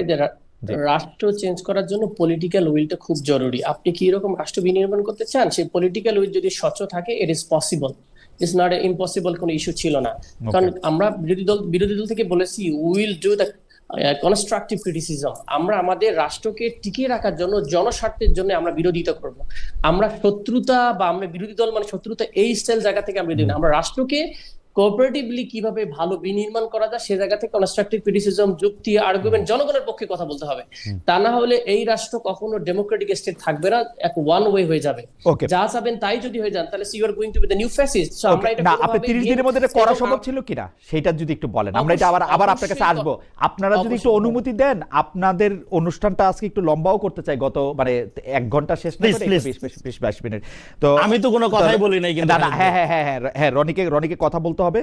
আমরা একটু জনাব মুজাহিদ এটা একটু মনে রাখেন। আর আমি যে বিষয়টা নিয়ে একটু আপনার দৃষ্টি আকর্ষণ করতে চাইছিলাম যে সময়টা যথেষ্ট কিনা সুপ্রিম কোর্টের এইটা বদলায় ফেলানোর জন্য। মুজাহিদ কি বলেন, এইটাকে আপনি মনে করেন সময়টা যথেষ্ট ছিল, নাকি এইটা আবার নতুন করে একটা ড্রাফট করে আনাটাই আসলে ভালো হয়েছে? দেখেন, আপনি যদি আগ্রহী এবং পলিটিক্যাল উইল থাকে, আপনি কিন্তু সংসদে বলতে পারতেন যে আমাদের কিছু বিষয় আমরা বাধ্যবাধকতা। আপনি যদি আর্গুমেন্টের জায়গাটা দেখেন যে কেন বাতিল করা হলো, ওনারা শুধু লিখছে, আমার রিপোর্টটা আমার কাছে আছে, নোট অফ ডিসেন্ট রয়েছে, সুতরাং এটা বাতিল বা আমরা এটা এখন চাচ্ছি না। যদি বিষয়টা আর্গুমেন্টটা এরকম হইতো যে আমরা সংশোধন করে, এটা তো বাতিলের খাতে গেছে ভাই। কিছু কিন্তু দেখেন আপনি সংশোধন সহকারে উত্থাপন। আচ্ছা, আমার মনে তাহলে আবার আপনার কাছে আসি। আপনি মনে করতেছেন যে এইটা আসলে তোলা যায় তো? রনির কাছে এইটার ব্যাপারে আমি একটু মতামত শুনবো। আমার 2-3টা জায়গা আছে রনির কাছে বোঝার জন্য। রনি, আসলেই কিন্তু আমরা আপনার কাছ থেকে বুঝতে চাই, এবং আপনি খুব ভালো করে জানেন যে আমরা কেউই আপনার আসলে শত্রু না, তাহলে সেই জন্য আপনি রাগ হয়েন না। আমি যেইটা বলতে চাই যে আমার 2 পয়সা হলো, আপনি এলাই বলছেন না যে সচিবদের মধ্যে অনেকে এলাই, তারপরে হচ্ছে যে গুরুত্বপূর্ণ জায়গার মধ্যে থেকে অনেকে এলাই। আমি কিন্তু সত্যি সত্যি মনে করি এই পুরা রাষ্ট্রীয় কাঠামোর মধ্যে বিএনপির সবচেয়ে বড় এলাই হচ্ছে জামাতে ইসলামী। এইটা নানা সময়ে নানা আচরণে, আমি শফিকুর রহমান সাহেবের কথা এবং তারেক রহমান সাহেবের কথায় কোনো তফাৎ পাই না। সিরিয়াসলি সংবিধান ছুঁড়ে ফেরার নিয়ে আপনারা যখন অনেক বড় বড় কথা বললেন, তখন শফিকুর রহমান সাহেব কিন্তু স্পষ্ট বলছেন এই সংবিধান আমরা ছুঁড়ে ফেলতে চাই না, আমরা এটার মধ্যে সংস্কারই চাই, এটাকে বজায় রেখে, এটা মাথায় রেখে এটা কাজ করতে চাই। এই কথার সাথে তারেক রহমান সাহেবের কথারও আমি কোনো পার্থক্য খুঁজে পাই না। রনির জন্য আমার যে প্রশ্ন, সেই প্রশ্ন হচ্ছে যে রনি, আপনি তো একটু ব্যাখ্যা দিবেনই, আলোচনার জন্য ব্যাপারটা একটু টেবিলে তুলে রাখা যাইতো কিনা সেইটা। আরেকটা যদি আপনি একটু কথা বলতেন, সেইটা হলো বিএনপি যেসব নিয়োগ দিচ্ছে, আমরা নিজেদের মধ্যে আলোচনা করে নিজেরা লজ্জা পেয়ে যেতেছি। মানে কেন জেলা পরিষদগুলিতে, কেন সিটি কর্পোরেশনগুলিতে সব এই লোক নিয়োগ দেওয়া হচ্ছে, কেন বিসিবির মতো একটা কম গুরুত্বপূর্ণ, আমি মনে করি আমার কাছে কোনো গুরুত্ব নাই, তেল নাই, খাবার নাই, চা নাই, পানি নাই, এখন আমি বিসিবিতে কি হইলো না হইলো এটা আমার আধা পয়সার কোনো মানে ইয়া নাই। তামিম ইকবাল হইলো আর বুলবুল ভাইও যেমনি হয়েছে, তামিম এমনি হয়েছে। পার্থক্য, বুলবুল ভাই আমার চেয়ে বয়সে বড় ছিল, তামিম আমার চেয়ে বয়সে ছোট, এছাড়া আর কোনো পার্থক্য নাই। ফারুক ভাইও এমনি হয়েছিল। এগুলিলে আমার কোনো চিন্তাই নাই। কিন্তু ঘটনা দিছে মানে বিএনপি কি বুঝাইতে চায়, মানে 3 জন মন্ত্রীর 3 জন পোলা, তো উমুক সমুকের কি জেলা প্রশাসক পদের লোক পায় না নাকি কাউরে বিশেষ করে? এটা তো ধরেন মানে আপনি একটু আগে থেকে বলেন। বিএনপি এটা চরম একটা গর্হিত কাজ করছে। জামাত এনসিপি থেকে নিয়োগ না দিয়া নিরপেক্ষতা ভঙ্গ করছে, এটা প্রচন্ড অন্যায় হয়েছে। দেখেন, এখানে বিএনপি একটা নীতি নিছে, সেটা হলো যেই প্রতিষ্ঠানগুলো 17 মাসে ব্যাপকভাবে নিরপেক্ষ, কোট আনকোট নিরপেক্ষ দ্বারা ব্যাপকভাবে দখল করা হয়েছিল, সেগুলোতে বেশিরভাগ জায়গায় একচেটিয়া ভাবে দলীয় লোক দেওয়া হচ্ছে।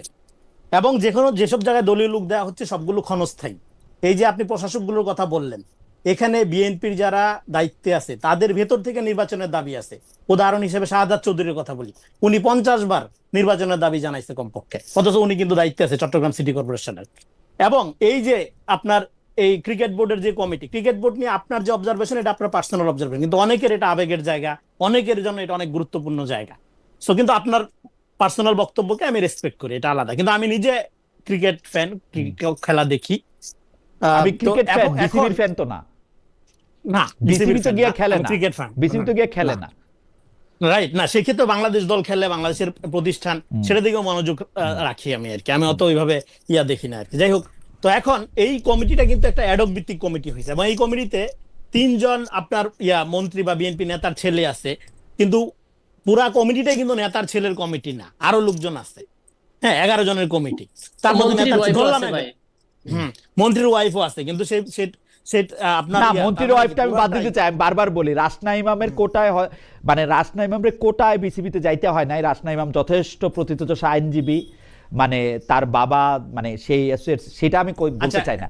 কিন্তু আপনি আমাকে বলেন নিয়োগের ক্ষেত্রে বিগত আমলে বিসিবিতে, শেষ করি, বিগত আমলে বিসিবিতে আসিফ মাহমুদ, সজীব ভুইয়া যে অরাজকতা করছিল, সেগুলো তো এখন আস্তে আস্তে বের হচ্ছে। লম্বা আলাপ করলে পুরো সময় চলে যাবে। ফলে এখন একটা অ্যাডক কমিটি করা হয়েছে, এখানে নির্বাচন হবে। নির্বাচন স্বচ্ছ হয় কিনা তখন আমরা ধরবো, নির্বাচনের মধ্য দিয়ে, স্বচ্ছ নির্বাচনের মধ্যে দিয়ে আসল প্রক্রিয়া আসে কিনা, তারা আইন লঙ্ঘন করে কিনা, তখন আমরা ক্রিটিক করব। কিন্তু এখন এই বিএনপি যদি জামাতের লোক দিত, আমি একটা বাতেনি প্রশ্ন করি। বাতেনি প্রশ্ন হচ্ছে, আপনার কাছে কি মনে হয় বিএনপি কে এইটা করবে যে অ্যাডহক কমিটিতে যারা আছে তারা ইলেকশন করতে পারবে না, যেটার ব্যাপারে একবার আলোচনা হয়েছিল? মানে তামিম ইকবাল অ্যাডহক কমিটির সভাপতি, তিনি আর ইলেকশন করবেন না, এটা কি হইতে পারে? নাকি তামিম ইকবাল সাহেবকেই নির্বাচনে যাইতে হবে, কষ্ট করে ভোটও পাইতে হবে? না, এটা বিসিবির আইনে কি আছে, আইনে দেখতে হবে। বিসিবির তবে এটা থাকা এগুলি কোনো আইন কানুন দেওয়া হয় না, অ্যাডহক কমিটি, ইলেকশন টিলেকশন, এগুলো কোনো আইন কানুন, এটা সরকার দিয়া, সরকার কইতেই পারে, এনএসসির মাধ্যমে সরকার কইতেই পারে। আমি বলতে পারি কইতে পারে সরকার এনএসসি দিয়া যে যারা অ্যাডহক কমিটিতে আছে তারা ইলেকশনে অংশগ্রহণ করবে না, কারণ এনএসসির প্রতিনিধি হয়ে, পরিচালক হয়ে পরে সভাপতি হবে। তো এনএসসি যারা অ্যাডহক কমিটিতে থাকবে তাদেরকে পরিচালক নির্বাচিত করবে না, সহজ। এটা একটা ভালো প্রস্তাবনা, এটা হইতে পারে। আপনার কাছে কি মনে হয় বিএনপি করবে এরকম? এটা আমি জানি না করবে কিনা, কিন্তু এটা করতে ভালো হয় যে অলরেডি যারা অ্যাডহক কমিটি আছে তাদের যাও। যেমন যারা এখন অনির্বাচিত ভাবে বিভিন্ন প্রতিনিধি আছে, দায়িত্বে আছে, তাদের নির্বাচনে অংশগ্রহণ করা উচিত না। আমি আমার নীতিগত অবস্থান, আমি মনে করি এটা ফ্যান্টাস্টিক। আমার কাছে মনে হয় যে এইটা না বুঝাই, আপনি পরে বলবেন। রনি, অন্য প্রসঙ্গগুলিতে গিয়ে আপনি যদি একটু শেষ করেন। আপনি আজকে আপনার সঙ্গে বেশি মানে কথা বলতে না, হচ্ছে আরেকটা আমার। হলো দেখেন, জি। আপনি যে জায়গাটা বললেন, দেখেন এই যে এতদিন বাজারে কি ছিল, বিএনপি একটা আওয়ামী লীগের দোসর হয়ে গেছে। আজকে যখন আওয়ামী লীগের বিষয়ে আইনটা করা হইলো, তখন জামাতের আমির দেখবেন তার মনোবেদনা কিন্তু বের হয়ে আসলো, এবং জামাতের অন্যান্য লোকগুলো, অন্য বিভিন্ন চট্টগ্রামের, নারায়ণগঞ্জের এমপি পদপ্রার্থীগুলো, তারা কিন্তু বলছে এইভাবে নিষিদ্ধ করা ঠিক না। তারা এখন সর্বদলের, তারা আওয়ামী লীগকে একটা রাজনৈতিক দল মনে করে, নিজেদেরকেও তো অবশ্যই মনে করে। তার মানে কি? তার মানে এখন এখন কিন্তু কেউ রাজতে আয় বলে ডাক দিচ্ছে না, এখন কিন্তু কেউ আওয়ামী দূষরদের বিরুদ্ধে কোনো প্রতিবাদ জানাচ্ছে না, এখন কিন্তু আওয়ামী দরদি বলে কেউ কাউকে ট্যাগ দিচ্ছে না। কারণ কি? কারণ এটা জামাতের আমির বলেছে। জামাতের আমির যদি বলে, আওয়ামী লীগের পক্ষে বলে, সেটাও জুলাই বিপ্লব, সেটাও জুলাই চেতনা, এটা আপনাকে মানতে হবে। এটাই হলো নিরপেক্ষতা। আমি আর্গুমেন্টটা বুঝতে পারি না রনি, আবার একটু বলেন। আমি আর্গুমেন্টটা বাংলাদেশে বুঝতে পারি না, আবার একটু বলেন তো আর্গুমেন্টটা, আমি একটু বুঝতে যেতেছি। আওয়ামী লীগের কার্যক্রম নিষিদ্ধ করার যে অধ্যাদেশটা আপনার ছিল, বিগত সরকারের আমলে করছিল, সেটা আজকে সংসদে আইন আকারে নেওয়া হয়েছে। নেওয়ার মধ্য দিয়ে কিন্তু জামাতের আমির এইখানে এই বিষয়ে পরে মন্তব্য করেছে যে তারা কোন সব দলের রাজনৈতিক অংশগ্রহণ চায়। অথচ মে মাসের 25 সালে মে মাসে তারা বলছিল তারা আওয়ামী লীগের কার্যক্রম নিষিদ্ধ দেখার অপেক্ষায় আছে। এটা তো বিশাল খবর, জামাত ইসলামের আমির এটা বলছে নাকি? জি জি, সমস্ত মিডিয়াতে আছে। আচ্ছা, আপনার তো টাইম গ্যাপের কারণে আপনি হয়তো একটু হ্যাঁ হ্যাঁ, আমি খেয়াল করি তাহলে আমার তো আরেকটু ভালো করে পড়তে হবে। কিন্তু আপনি কথা চালা যান, আমি একটু।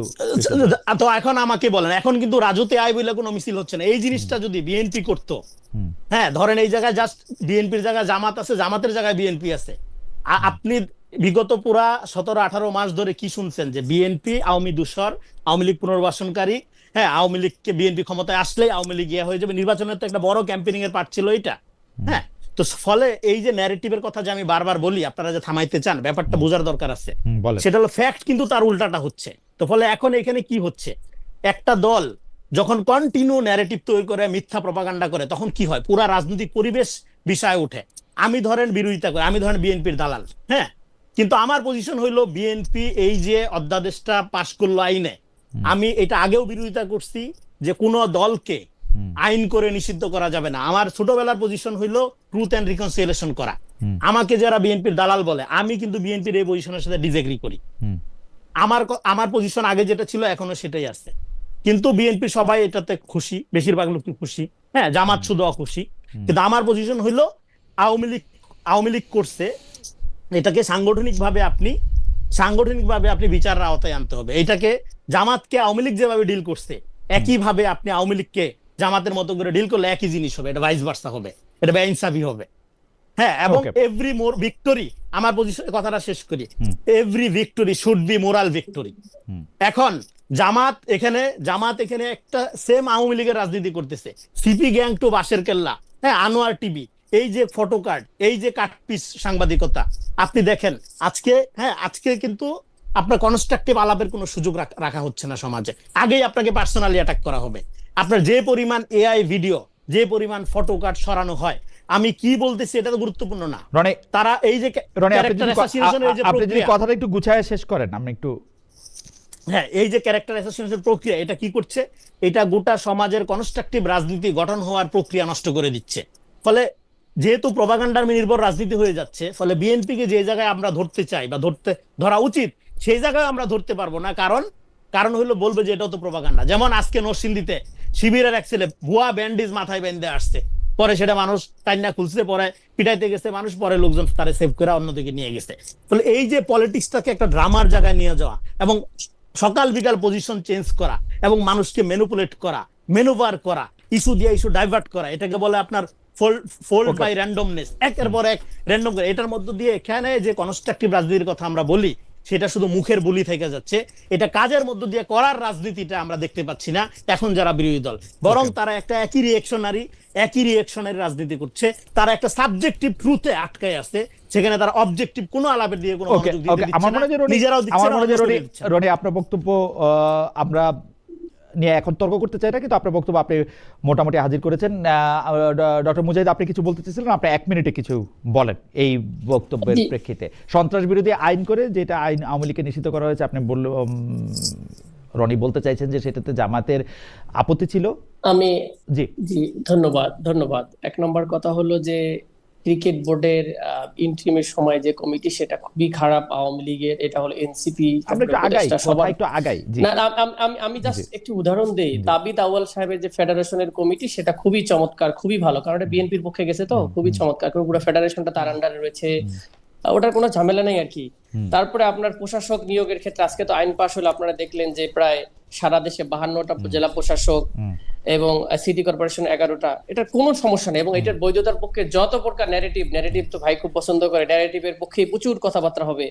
দলীয়করণ, আত্মীয়করণ, বংশীয়করণ হলে কোনো সমস্যা নেই, এটা বিএনপি করছে, বিএনপি ডেমোক্রেটিক গভর্নমেন্ট, 2/3 মেজরিটি, এবং যা করতেছে প্রিন্সিপাল বেস করতেছে, কোনো সমস্যা নাই। সবগুলাই আরেক জিনিস। সেকেন্ড হলো যে আজকে যে সন্ত্রাস বিরোধী আইনের ব্যাপারে বললো আমার সম্মানিত ভাই, ওনার জবানে উনি আওয়ামী লীগের ব্যাপারে ডি আওয়ামীফিকেশন, এবং আওয়ামী লীগ যে একটা পার্টি না, আওয়ামী লীগ যে একটা সিন্ডিকেট, আওয়ামী লীগ যে একটা সিস্টেম, আওয়ামী লীগ যে একটা বাটপাড়ির সিন্ডিকেট, এটা আমাদের সম্মানিত আলোচক ভাই উনি নিজেই বলেছেন। এখন আজকে উনি আবার নিজে ওনার পজিশন চেঞ্জ করলেন কেন? সেটাই উনি তো বলে যে উনি নাকি প্রিন্সিপাল বেসড, উনি নাকি অবস্থান পরিবর্তন করে না। খালেদ ভাই, এবং অনেক- একই কথা বলছি, ট্রুথ এন্ড রিকনসিলিয়েশনের কথা বলছি, ডিআওয়ামীকরণ করার জন্যই। এটা এই যে ন্যারেটিভ, ভাই, এই প্রতিবাদ আমি জানাই রাখলাম।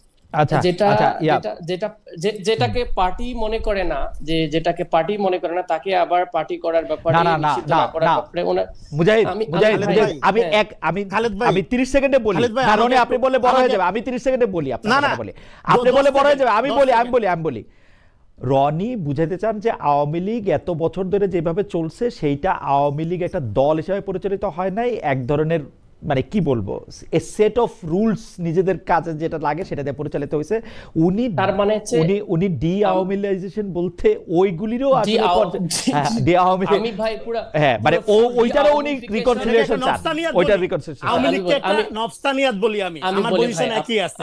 হ্যাঁ। okay, এই যে fine, thank ডিফেম you. করা, এই যে আমি- ডিফেম আমি- করা, এটা করবেন না দয়া করে। এটা আচ্ছা আপনারা আচ্ছা ঠিক প্রত্যেকটা আচ্ছা ঠিক জায়গায় আছে আচ্ছা ঠিক আছে ইয়া বলুক। আপনি তো ভাই জি, কথাই বলতে দিচ্ছেন জি না। জি জি যদি আতিক এরকম- মুজাহিদ বলেন, হ্যাঁ, আতিক মুজাহিদ বলেন, আমি তো আপনাকে বলেন বলেন প্লিজ বলেন বলেন বলেন, কথা বলতে দিচ্ছেন আমি না। বলি জি বলেন বলেন, তো, জি আপনি যে আওয়ামী লীগের কারণে, যে দলীয়করণের কারণে আজকেও কিন্তু আপনারা দেখছেন আমাদের পুলিশ কর্মকর্তা জয় বাংলা স্লোগান দিচ্ছে বিচারকদের রায় পাওয়ার পরে।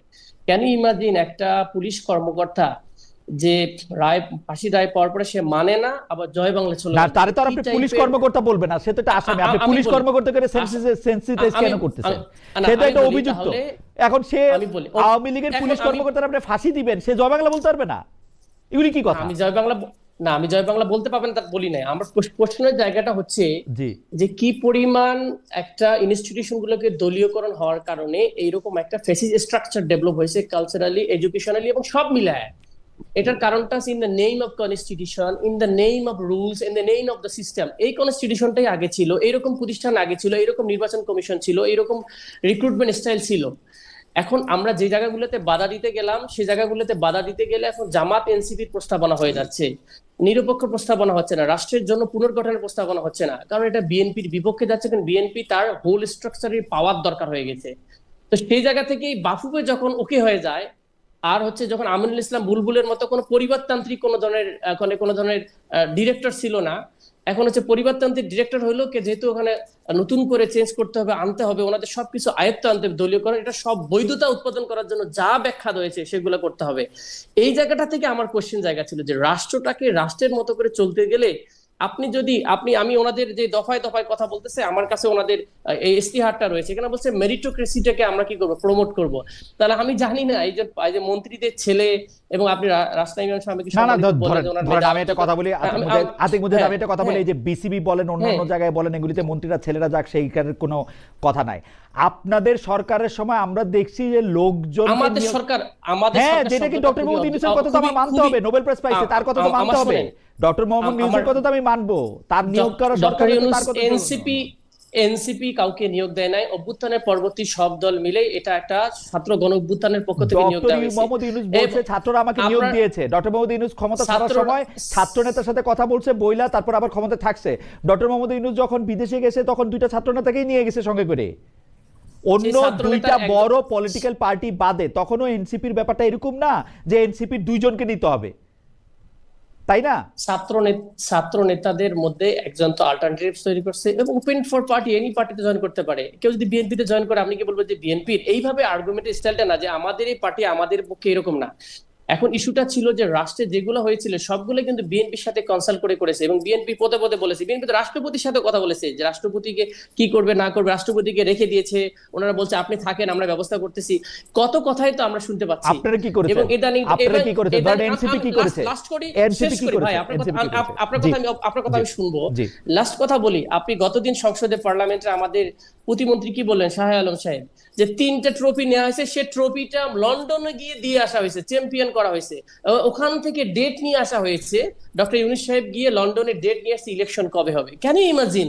একটা রাষ্ট্রের সিটিং প্রধান উনি গিয়ে একজন দলীয় প্রধান এমনিতে ভায়োলেশন করেছেন রাষ্ট্রের সিস্টেম অনুযায়ী, প্রোটোকল সিস্টেম অনুযায়ী। এবং তার মানে হচ্ছে পুরো ফুল গভর্নমেন্টটা বিএনপি দ্বারা পরিচালিত ছিল এবং বিএনপি কে ক্ষমতা দেওয়ার জন্য যা মেকানিজম সব করা হয়েছে। আমি তো এই আর্গুমেন্ট করতে পারবো আপনার, কারণ ওনাদের আর্গুমেন্ট দেখেই এটা প্রমাণ করে যে ওনারা ট্রফিটা হাতে দিয়ে আসছে, মানে কি ওনাদের ক্ষমতায় দেওয়া হয়েছে। এবং আপনার রেজওয়ানা উপদেষ্টা সাহেবের একটা কথা তো প্রচন্ড রকম ভাবে আপত্তিকর হয়েছিল যে আমরা যেন কোনো ওনাদের মৌলবাদী শক্তি ক্ষমতা আসতে না পারে, তার জন্য যা যা করা তাই করেছি। তার মানে রাষ্ট্রের বা মানুষের যে ম্যান্ডেট বা ডিরেক্ট পাওয়ার সেটাকে তো স্টপ করে দেওয়া হয়েছে। এরকম অনেকগুলো আর্গুমেন্ট আমরা করতে পারবো, কিন্তু আমি সে জায়গায় যাব না। আমার কথা হচ্ছে বাংলাদেশ রাষ্ট্রকে আমরা আসলে এইরকম কোন জায়গায় দেখতে চাই, দলীয় কোন জায়গা থেকে, নাকি মোটামুটি একটা স্ট্যান্ডার্ড রাষ্ট্র যেখানে সবার জন্য মিনিমাম একটা জিনিস সুবিধা পাওয়া যাবে। তা না হলে এই দলীয়করণের সাইকেল, মারামারি সাইকেল করে করে বাংলাদেশটাকে 53-54 বছর যা আছে এরকমই থাকবে। এক্স্যাক্টলি, আমি একদম একমত ডক্টর আতিক মুজাহিদের সঙ্গে।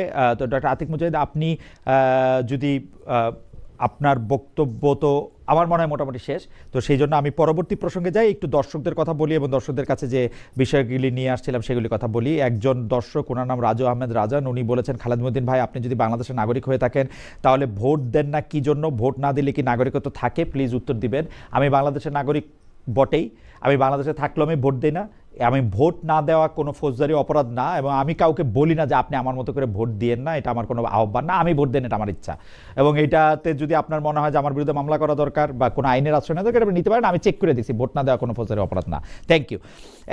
এর মধ্যে হইলো যে নিজে এখনো বিসিবির বৈধ সভাপতি, আমরা দর্শকদের কাছে জানতে চেয়েছিলাম, আর তামিমের কমিটি অবৈধ এমন দাবি করেছেন আমিনুল ইসলাম বুলবুল। এই অবস্থান সঠিক বলে মনে করেন কিনা? শতকরা 83% দর্শক মনে করছেন এই অবস্থান সঠিক, শতকরা 17% মনে করছেন যে এই অবস্থা সঠিক না। 24,000 দর্শকের মধ্যে ভোট দিয়েছেন। আমরা আমরা আমরা প্রায় শেষ প্রসঙ্গে চলে এসেছি।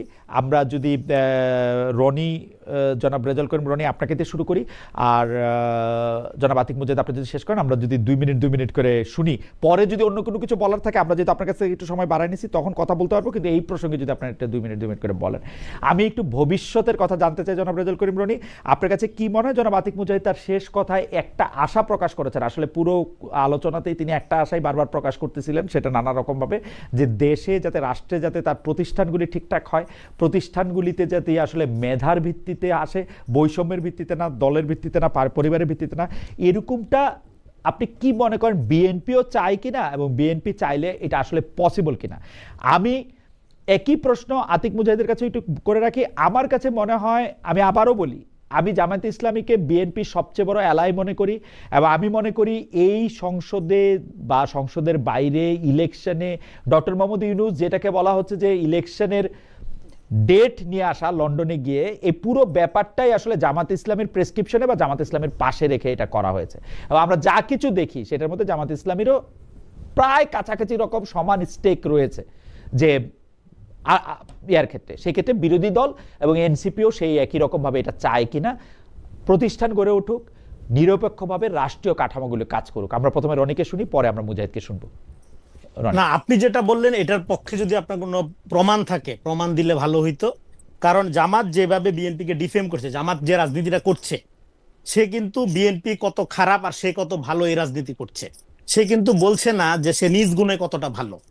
ফলে জামাতের কিন্তু বেসিক্যালি কোনো রাজনীতি নাই, তার একটাই রাজনীতি হলো বিএনপি খারাপ। এখন বিএনপি খারাপ, এটা প্রমাণ করা যদি কারো রাজনীতি থাকে, সে আবার বিএনপির এলাই হয় কেমনে আমি জানি না। আমি হ্যাঁ, ফান্ডামেন্টালি, এখন আপনি BNP যদি আমার প্রশ্নটা করছেন, আমি ফান্ডামেন্টালি দুই চারটা জিনিস বলি। জি। ফান্ডামেন্টালি দুই চারটা জিনিসের মধ্যে থেকে আমি তো অনেকে, আমি ইলেকশন সময় বাংলাদেশে ছিলাম। আমি শেষ করি খালেদ ভাই, আচ্ছা, ঠিক আছে, শেষ করি, ঠিক তাহলে আছে, আপনার সুবিধা হবে, ঠিক আছে, মনে হয় ওকে, সুবিধা হবে। ওকে, ওকে। কিন্তু ন্যাচারালি যেহেতু Jamaat anti nation pro established politics করে, ফলে যে দলই ক্ষমতায় থাকুক, ক্ষমতায় তার স্টেক লাগবেই। সেটাও একটা ফ্যাসিস্ট সরকার হোক, একটা গণতান্ত্রিক সরকার হোক, হ্যাঁ, একটা অবৈধ সরকার হোক, যে সরকারই হোক, যেহেতু তারা ক্যাডার ভিত্তিক প্রো এস্টাবলিশ রাজনীতি করে। যেমন আজকে জামাতের আমির যিনি, উনি কিন্তু জাসদের রাজনীতি করতো। জাসদের রাজনীতি উনি সমাজতন্ত্র আপনার লেলিনকে ভালোবাসা করতো, মার্কস মাওকে ভালোবাসা করতো? No, part of tactics. তাদের কাছে নীতির চেয়ে কৌশল বড়, এই জন্যই তাদেরকে বলা হয় মুনাফিক। হ্যাঁ, ইন্নাল মুনাফিকিনা ফিদ দারকিল আমি একটু আসফালি প্রতিবাদ মিনান জানা নার। রাখলাম, যাই শফিক হোক, ভাইকে আমি চিনি, আমি একটু হ্যাঁ, প্রতিবাদ জানা রাখলাম শফিক ভাইকে। আমি যেহেতু শফিক ভাইয়ের নাম বলে বলছেন, শফিক ভাই যখন জাসদ না, না, আমি করতেন, বলতে শফিক ভাই যখন জাসদ করতেন তখন জাসদের আদর্শে বিশ্বাস করেই করতেন। এখন যখন জামাত ইসলামী করেন, জামাত ইসলামের আদর্শ বিশ্বাস করেই করেন। এটা এখনো মুনাফিকি মনে না। হয়, যখন এই যে সাবেক সাবেক সাবেক সাবেক ছাত্রলীগ ক্যাডাররা এখন যখন শিবির নেতা হিসেবে হাজির হচ্ছে, হ্যাঁ, আপনার পরিস্থিতি পরে যখন 2 দিন পরে তারা যখন আওয়ামী লীগ যদি আবার কখনো ফিরে আসে, তখন তারা বলবে তারা আওয়ামী লীগ বিশ্বাস করে করছিল। হ্যাঁ, ব্যাপারটা একই না মনে হয়, একই না মনে হয়, একই না। একদমই এরকম। ক্যাডার ভিত্তিক রাজনীতি অলওয়েজ এইভাবে ফাংশন করে। এটা পলিটিক্যাল সায়েন্স দিয়ে আমি আপনাকে যাকে এটা লম্বা আর্গুমেন্ট ওই যে আচ্ছা, করতে ঠিক আছে। পারবো। এখন ওই জায়গায় যাচ্ছি না, আমি যেই পয়েন্টের মধ্যে আসতে চাচ্ছিলাম। ফলে এইটা আপনি যেটা বললেন, এই আলাপটা বাজারে আসছে যে বিএনপি, জামাত, এনসিপি একটা কোয়ালিশনের মধ্য দিয়ে এনসিপি না, নিজের একটা এনসিপি না, পাতানো- জামাত ইসলামী এবং বিএনপি, এনসিপি এনসিপি যেহেতু না, পার্ট, এনসিপি না। না না, এনসিপি তো, এনসিপি এখন আলাদা তো বোঝাই যাচ্ছে না, যেহেতু জামাতের সাথে আছে। না। তো ফলে বিএনপি এবং জামাত, বিএনপি জামাত পার্ট, ওইটা আমি হ্যাঁ, পরে BNP আমার জামাত এটা- ওইটা হ্যাঁ, আমি আমার পরে একটা- তর্কটা একটা হ্যাঁ, ঐক্যের মধ্য দিয়ে তারা একটা পাতানো খেলা ঝগড়ার মধ্য দিয়ে ইয়ে করে রাখে, আওয়ামী লীগের স্পেসটা যাতে নাই হয়ে যায়, ইয়ে করার মধ্য দিয়ে, হ্যাঁ, তারা আপনার একটা একটা একটা পলিটিক্যাল ড্রামার মধ্যে রাখছে, একটা থিয়েটারের মধ্যে রাখছে। Absolutely not. এখানে এখানে জামাত, এখানে আওয়ামী লীগ যতক্ষণ রেলিভেন্ট, জামাত ততক্ষণ রেলিভেন্ট, বা এখানে জামাত যতক্ষণ রেলিভেন্ট, ততক্ষণ আওয়ামী লীগ রেলিভেন্ট। এটা আওয়ামী লীগই থাকতে হবে, নট নেসেসারি। আমি যে কথাটা বলি নাই, যেটা আমার ভাই ন্যারেটিভ আকারে বলার চেষ্টা করলো, আওয়ামী লীগ একটা নফসানিয়াত, এটা আমি সবসময় বলছি। আওয়ামী লীগ একটা কাল্টিজম, এটা আপনি যে কোনো দলের মধ্যে থেকে চর্চা করতে পারেন। আপনি এটা এনসিপি হইয়া, বিএনপি হইয়া, জামাত হইয়া চর্চা করতে পারেন। আমার এটা একদম ফান্ডামেন্টাল পজিশন, বড় মানে অনেক আগের থেকে। তো ফলে জামাত এখানে আওয়ামী লীগের রাজনীতি করার জন্য আওয়ামী লীগকে ফেরত আসার দরকার নেই, জামাতই যথেষ্ট। তাহলে আপনি যেটা বলতেছেন, এখানে বিএনপির সমস্যাটা কি? বিএনপির সমস্যা হলো, বিএনপি চাইলেও কোনোদিন জামাত আওয়ামী লীগের রাজনীতি করতে পারবে না। কারণ বিএনপি হলো একটা সব দল, সব মতের একটা পার্টি, বিভিন্ন রকমের মতের লোক এখানে দেখবেন। কবে থেকে পারবে না? ডান আছে, কবে থেকে পারবে না? কবে থেকে পারবে? কখনোই পারবে না। 2001 কখনোই পারে পারবে নাই, না। 2001 পারে নাই, কখনোই পারে নাই, পারে নাই, কখনোই পারে নাই। 2001 পারলে পারলে পারলে ক্ষমতায় থাকতো, পারলে 15 বছর ক্ষমতায় থাকতো। 15 বছর ক্ষমতায় ছিল, থাকতে পারছে। মানে বিএনপি ক্ষমতায় 15 থাকতে পারছে বছর, আওয়ামী লীগের 15 মতো। বছর ক্ষমতা থাকা কি মানে জামাতে ইসলামীর সঙ্গে থাকলে 15 বছর ক্ষমতা থাকতে পারা যায়, এটা হচ্ছে আরজা নাকি? না না, জামাত ইসলামের সাথে না, একটা ফ্যাসিস্ট ইডিওলজির মধ্যে থাকলে ক্ষমতা জনগণকে উপেক্ষা করে 15 বছর টানা যায়। তাহলে তার প্রয়োজনে যারে দরকার তারে রাখবেন। জামাতের দরকার হলে জামাত, আর জামাত কার সাথে ছিল না? জামাত আওয়ামী লীগের সাথে ছিল, 86-তে এরশাদের সাথে ছিল, সবার সাথেই ছিল, বিএনপির সাথে ছিল, সবার সাথেই ছিল। এটা তো একটা প্রো এস্টাবলিশমেন্ট পার্টি। কিন্তু জামাত, pro establishment, এটা বুঝতে হবে বিএনপি তো জামাতের আপনার। সঙ্গে রাজনীতি করতে পারবে না কেন? পারছে তো আগে, এখন পারবে না। পারছে কি? রাজনীতি করে কি এক হয়ে গেছিল? এই যে একদম এক হয়ে narrative-টা গেছিল, আমার একদম বক্তব্য। এক হয়ে গেছিল। আজকে তাহলে এই অবস্থা কেন? আজকে এরকম মুখোমুখি কেন? আজকে জায়গায় জায়গায় মারামারি হচ্ছে কেন? এটা আমার কৌতূহল, এটা আমার কৌতূহল। হ্যাঁ, এখন আওয়ামী লীগ কৌতূহল, থাকলে, এই যে দেখেন। আওয়ামী লীগ আবার এটা আবার কিউরিওসিটি। আমি তো আপনার মতো জানি না, জানবো কেমনে? এটা আমার কিউরিওসিটি আছে, এটা কেন এটা এক হয়েছে? না, ডেফিনেটলি কিউরিওসিটি থাকা ভালো, কিন্তু আমি বলতেছি এটা কোনোদিনও এক ছিল না। কারণ খালেদা জিয়া বারবার বলছে যে এরা পিছন থেকে ছুরি মারে। 8-এর নির্বাচনে আমি খালেদা জিয়ার পিছনে দিয়ে ছুরি মারে আমি সারা জীবনে শুনি নাই। রনি এটা কোথায় বলছে জামাত ইসলামী বিএনপির পিছনে ছুরি মারে? আমি আপনাকে বক্তব্যটা পাঠাবো আপনাকে। আচ্ছা ঠিক আছে, হ্যাঁ হ্যাঁ হ্যাঁ, সেটা হ্যাঁ, হ্যাঁ। হ্যাঁ, তার জনসভার বক্তব্য, হ্যাঁ, জনসভা তো আপনি এদেরকে পাঠায়েন তো, বিশ্বাস করা যায় না। পাঠায়েন তো। হ্যাঁ, এদেরকে বিশ্বাস করা যায় না। হ্যাঁ, এটা হলো আপনার যখন জামাত আওয়ামী লীগ একসাথে মিলে আন্দোলন করতেছিল, তখন জনসভায় খালেদা জিয়ার বক্তব্য। হ্যাঁ, এটা হলো জনসভা কোন সালে? 96 যখন তারা আওয়ামী লীগের সাথে আন্দোলনে নামলো। 96-তে যখন আওয়ামী লীগের সাথে আন্দোলন নামলো। সেটা তো একটা ডিফারেন্ট কাহিনী। আচ্ছা যাই হোক রনি, আপনি কথা শেষ করেন, আমরা একটু জায়গা শেষ করি। ফলে এখন আমি আপনার এই পয়েন্টের সাথে এগ্রি করতে পারছি না বিনয়ের সাথে, এই কারণে যে জামাতের একটা ক্যাডার ভিত্তিক ইডিওসেন্ট্রিক পলিটিক্স, আর বিএনপি হলো একটা টোটালি মূল্যবোধ ভিত্তিক রাজনীতি করে, কোনো মতাদর্শীপন্থী তার পজিশন নেই, কোনো কাল্টিজম নেই। এবং এবং আপনি আজকে দেখেন যে কোনো বিষয়ে প্রোপাগান্ডা বলেন, ন্যারেটিভ বলেন, বিএনপি কোথায়? বিএনপি কিন্তু কোথাও নাই। দ্যাটস ওয়াই আমাকে বিএনপির পক্ষে ডিফেন্ড করতে হচ্ছে। কেন? কালচারালি, ফিলোসফিক্যালি বাংলাদেশ পন্থার প্রতিনিধিত্বকারী দলটাকে আন্ডারমাইন করা হয়। আপনার কথা আমার বুঝতে হইলে আমাকে আরেকটু এটা যেহেতু মজলুম এই জন্য এটার পক্ষে আমাকে দাঁড়াইতে হয়েছে, এই যে পলিটিক্সটার পক্ষে। বিএনপি না, এই পলিটিক্সটা না বিএনপি দলের মধ্যে বিএনপি মূল্যবোধ ভিত্তিক রাজনীতি করে না আপনি বললেন, তাহলে বিএনপি রাজনীতিটা করে মূল্যবোধ ভিত্তিক নট মতাদর্শ। আচ্ছা, মূল্যবোধ আর মতাদর্শের মধ্যে পার্থক্য, আপনি দুইটা শব্দ বললেন। হ্যাঁ, গুরুত্বপূর্ণ প্রশ্ন, ধন্যবাদ। মূল্যবোধ এবং বুঝাই দিকটু, আমি একটু আপনার সাথে কথা বলবো। মূল্যবোধ এবং মতাদর্শের মধ্যে পার্থক্য হলো, যারা মূল্যবোধ ভিত্তিক রাজনীতি করে তারা একটা সিঙ্গুলার মূল্যবোধকে প্রাধান্য দেয় না, তারা ভ্যালু প্লুরালিটি করে, তারা বিভিন্ন মূল্যবোধের মধ্যে ইনসাফ করে। যে কারণে তারেক রহমানকে বলতে হয় যারা ভোট দিয়েছেন এবং দেন নাই সবার সকল প্রধানমন্ত্রী বলে ভাই এটা সকল প্রধানমন্ত্রী আমার মনে হয় না, এটা হাসিনাও বলছে, শেখ হাসিনাও বলছে, বলা এবং করা, শেখ হাসিনাও বলছে, বলা এবং করে কি তা যায় না এখন। বলা এবং করা আমি কিরকম দেখি রনি, আমি বলি শেখ হাসিনার ক্ষেত্রেও দেখছি যে আমি সব মানুষের প্রধানমন্ত্রী বলে খালি আত্মীয় স্বজনদের নিয়োগ দিতেছে, আর তারেক সাহেবরেও দেখতেছি সব মানুষের প্রধানমন্ত্রী কয়া, সবার আগে বাংলাদেশ কয়া, খালি বিএনপি লোকদের নিয়োগ দিতেছে সব দিকে। আপনি একটু নিজেই বললেন এই সরকারে এত পার্সেন্ট বিগত সরকারের লোক আছে, গুরুত্বপূর্ণ পদে জামাত এনসিপির সমর্থিত লোক আছে, আবার এখন তো বিএনপির লোক ছিল, এই যে ষড়যন্ত্র তত্ত্বে চলে আসছে না, আপনার কথাই কন্ট্রাডিক্ট করছে ভাই। তাহলে এখানে আপনি একটু আগে বলতেছিলেন যে এগুলো বিগত সরকারের জামাত এনসিপির লোক, আর এখন বলতেছেন তারেক রহমান সব বিএনপি নিজেদের লোকজনকে নিয়োগ দিচ্ছে, নিজের পরিবারের লোকজনকে নিয়োগ দিচ্ছে। কোনটা বিশ্বাস করব? আমার মনে হয় যে আমি কোনটা বিশ্বাস বলি না, আমার মনে হয় যে আমি এরকমটা বলি না। আমার কাছে আমার মনে হয় আমি প্রশ্নটা করছিলাম যে আপনি বলতেছেন যে সবে জামাত এনসিপির লোক ছিল গত সরকারে, কিন্তু আমি তো দেখতেছি গুরুত্বপূর্ণ সবগুলি লোককে নিয়ে আসছে বিএনপি। তাহলে মানে কি আপনার এই যে বিএনপি নিয়ে আসছে, এবং এই লোকগুলোকে, এই যে ধরেন খলিল সাহেবের কথা বলেন, এই খলিল সাহেবের প্রতিবাদ যখন বিএনপি করছে, জামাত এনসিপি তাকে রক্ষা করার জন্য দাঁড়াইছে না? তার মানে জামাত এনসিপির লোককে একটা গুরুত্বপূর্ণ জায়গা নিয়ে আসছে বিএনপি, তাহলে সব পরিবারের লোক কোথায় আছে? জামাত এনসিপি না, জামাত এনসিপি। আচ্ছা ঠিক আছে আপনি শেষ করেন। বাংলা একাডেমি এগুলো থেকে বিএনপি এখনো তার লোক। আরেকটা হলো আমার বক্তব্য হলো, বিএনপি তার সমস্ত জায়গায় দলীয় লোক না দিয়ে যদি নিরপেক্ষতার নামে এনজিও, এনসিপি, ঘেঁষা বা নিরপেক্ষভাবে জামাতপন্থী মানে বাংলাদেশে নিরপেক্ষতার সংজ্ঞাটা কি বাংলাদেশে? বলে বাংলাদেশে সবাই ক্ষমতা ঘেঁষা। আপনি যেটা ঠিক করে দিয়েছেন আমার ঠিক করে দেওয়াটা হইলো, সবাই তার রাজনৈতিক পরিচয় প্রকাশ করবে, যখন যে দায়িত্বে যাবে সে জনগণের কাছে স্বচ্ছ জবাবদিহিতা এবং প্রফেশনালিটি মেনটেন করে দায়িত্ব পালন করবে। কিন্তু নিরপেক্ষ থাইকা গুপ্তভাবে থাইকা জনগণের স্বার্থ বিরোধী হয়ে একটা ইডিওসেন্ট্রিক ক্যাডার ভিত্তিক একটা সংঘতান্ত্রিক রাজনীতিকে সুবিধা দেওয়া, এটা বরং ডেঞ্জারাস।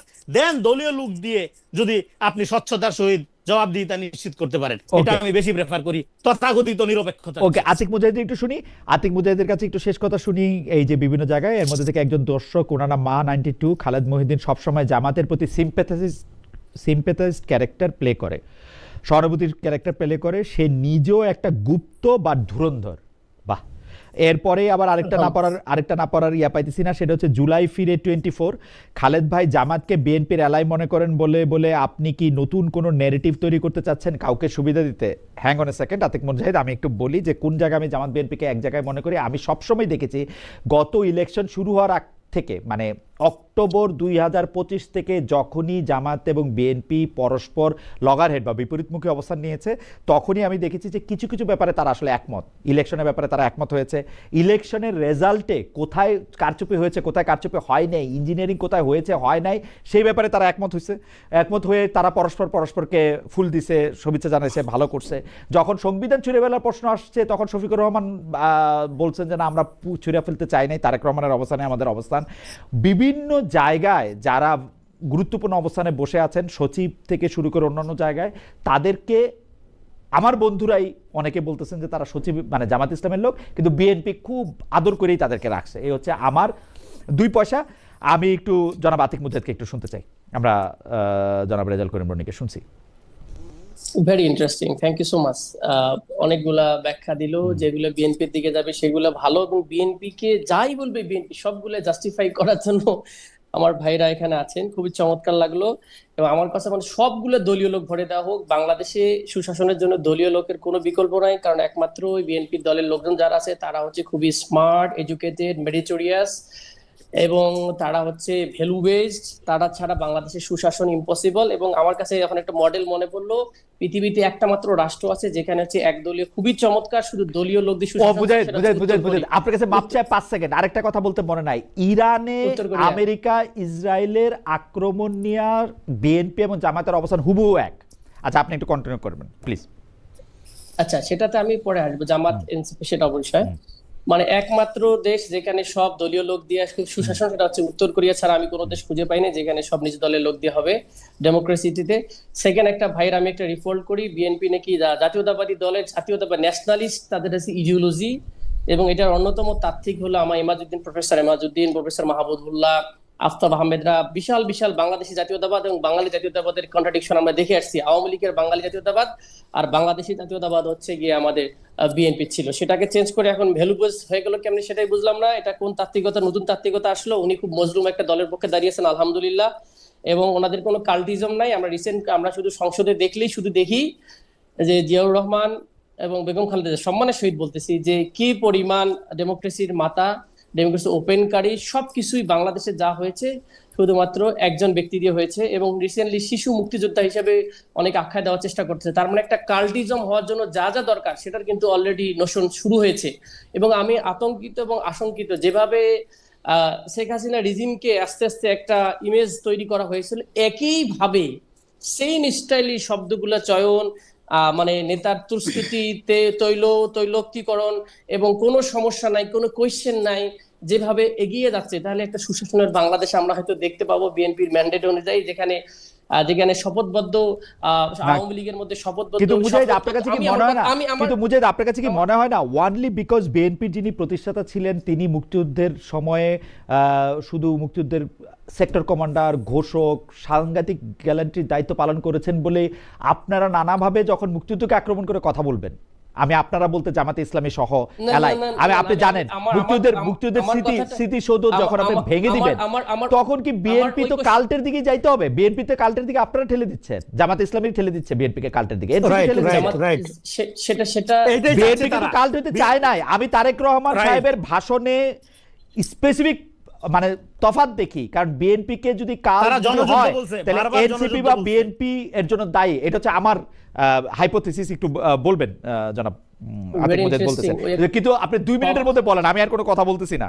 ঠিক আছে, সব দোষ হচ্ছে এনসিপি এবং কিছুটা বটে। জি, না আমি বলি, কারণ বাংলাদেশের এই এনসিপিরই সব করতে হবে। এনসিপি কেন সংস্কার করে যায় না, এনসিপি কেন ওই সময় আর্গুমেন্ট আমরা এরকম শুনেছি, এনসিপি কেন সংবিধান স্থগিত করে বিপ্লবী সরকার করে নাই, এনসিপি কেন বাংলাদেশকে পরিবর্তন করে দিল না, এনসিপি কেন বিচার ব্যবস্থা পরিবর্তন করে দিল না, এনসিপি ধাক্কায় ওই যে বললেন ভাই বলছে এখন কই রাজুতে আসে না কেন, ওই হাসনাত আব্দুল্লাহর যদি ওই দিন বিচারপতি শপথবদ্ধ বিচারপতিদেরকে পদত্যাগ না করাইতো, তাহলে রেফাত চৌধুরীর মতো বিশিষ্ট বিচারপতি যারা বিএনপি পন্থী বলে পরিচিত এবং দক্ষ সক্ষ এক সাহেব, ওইটা অনেক ভুল কাজ হয়েছে আতিক মুজাহিদ, ওইটা অনেক ভুল কাজ হয়েছে, ওইটা অনেক ভুল কাজ হয়েছে। ভুল কাজ আমি বলি, ভুল কাজ না রাইট কাজ সেটা অন্য বিষয়, সময়ে মানুষের বিচার করবে। বাট অনেক সময় যে ভুল কাজ বলেন যে শেখ হাসিনাকে তাড়ানো, তাহলে ভুল কাজ। শেখ হাসিনাকে তাড়ানো ঠিক কাজ হয়েছে, শেখ হাসিনাকে তাড়ানো ঠিক কাজ হয়েছে ভাই। সাংবিধানিক, আপনি তাও 2 মিনিট কথা বলতে চাইছেন। জি, সাংবিধানিক ভাবে অনেক কিছু, বিষয়টা হচ্ছে আমার পক্ষে গেলে ভালো, আমার বিপক্ষে গেলে খারাপ।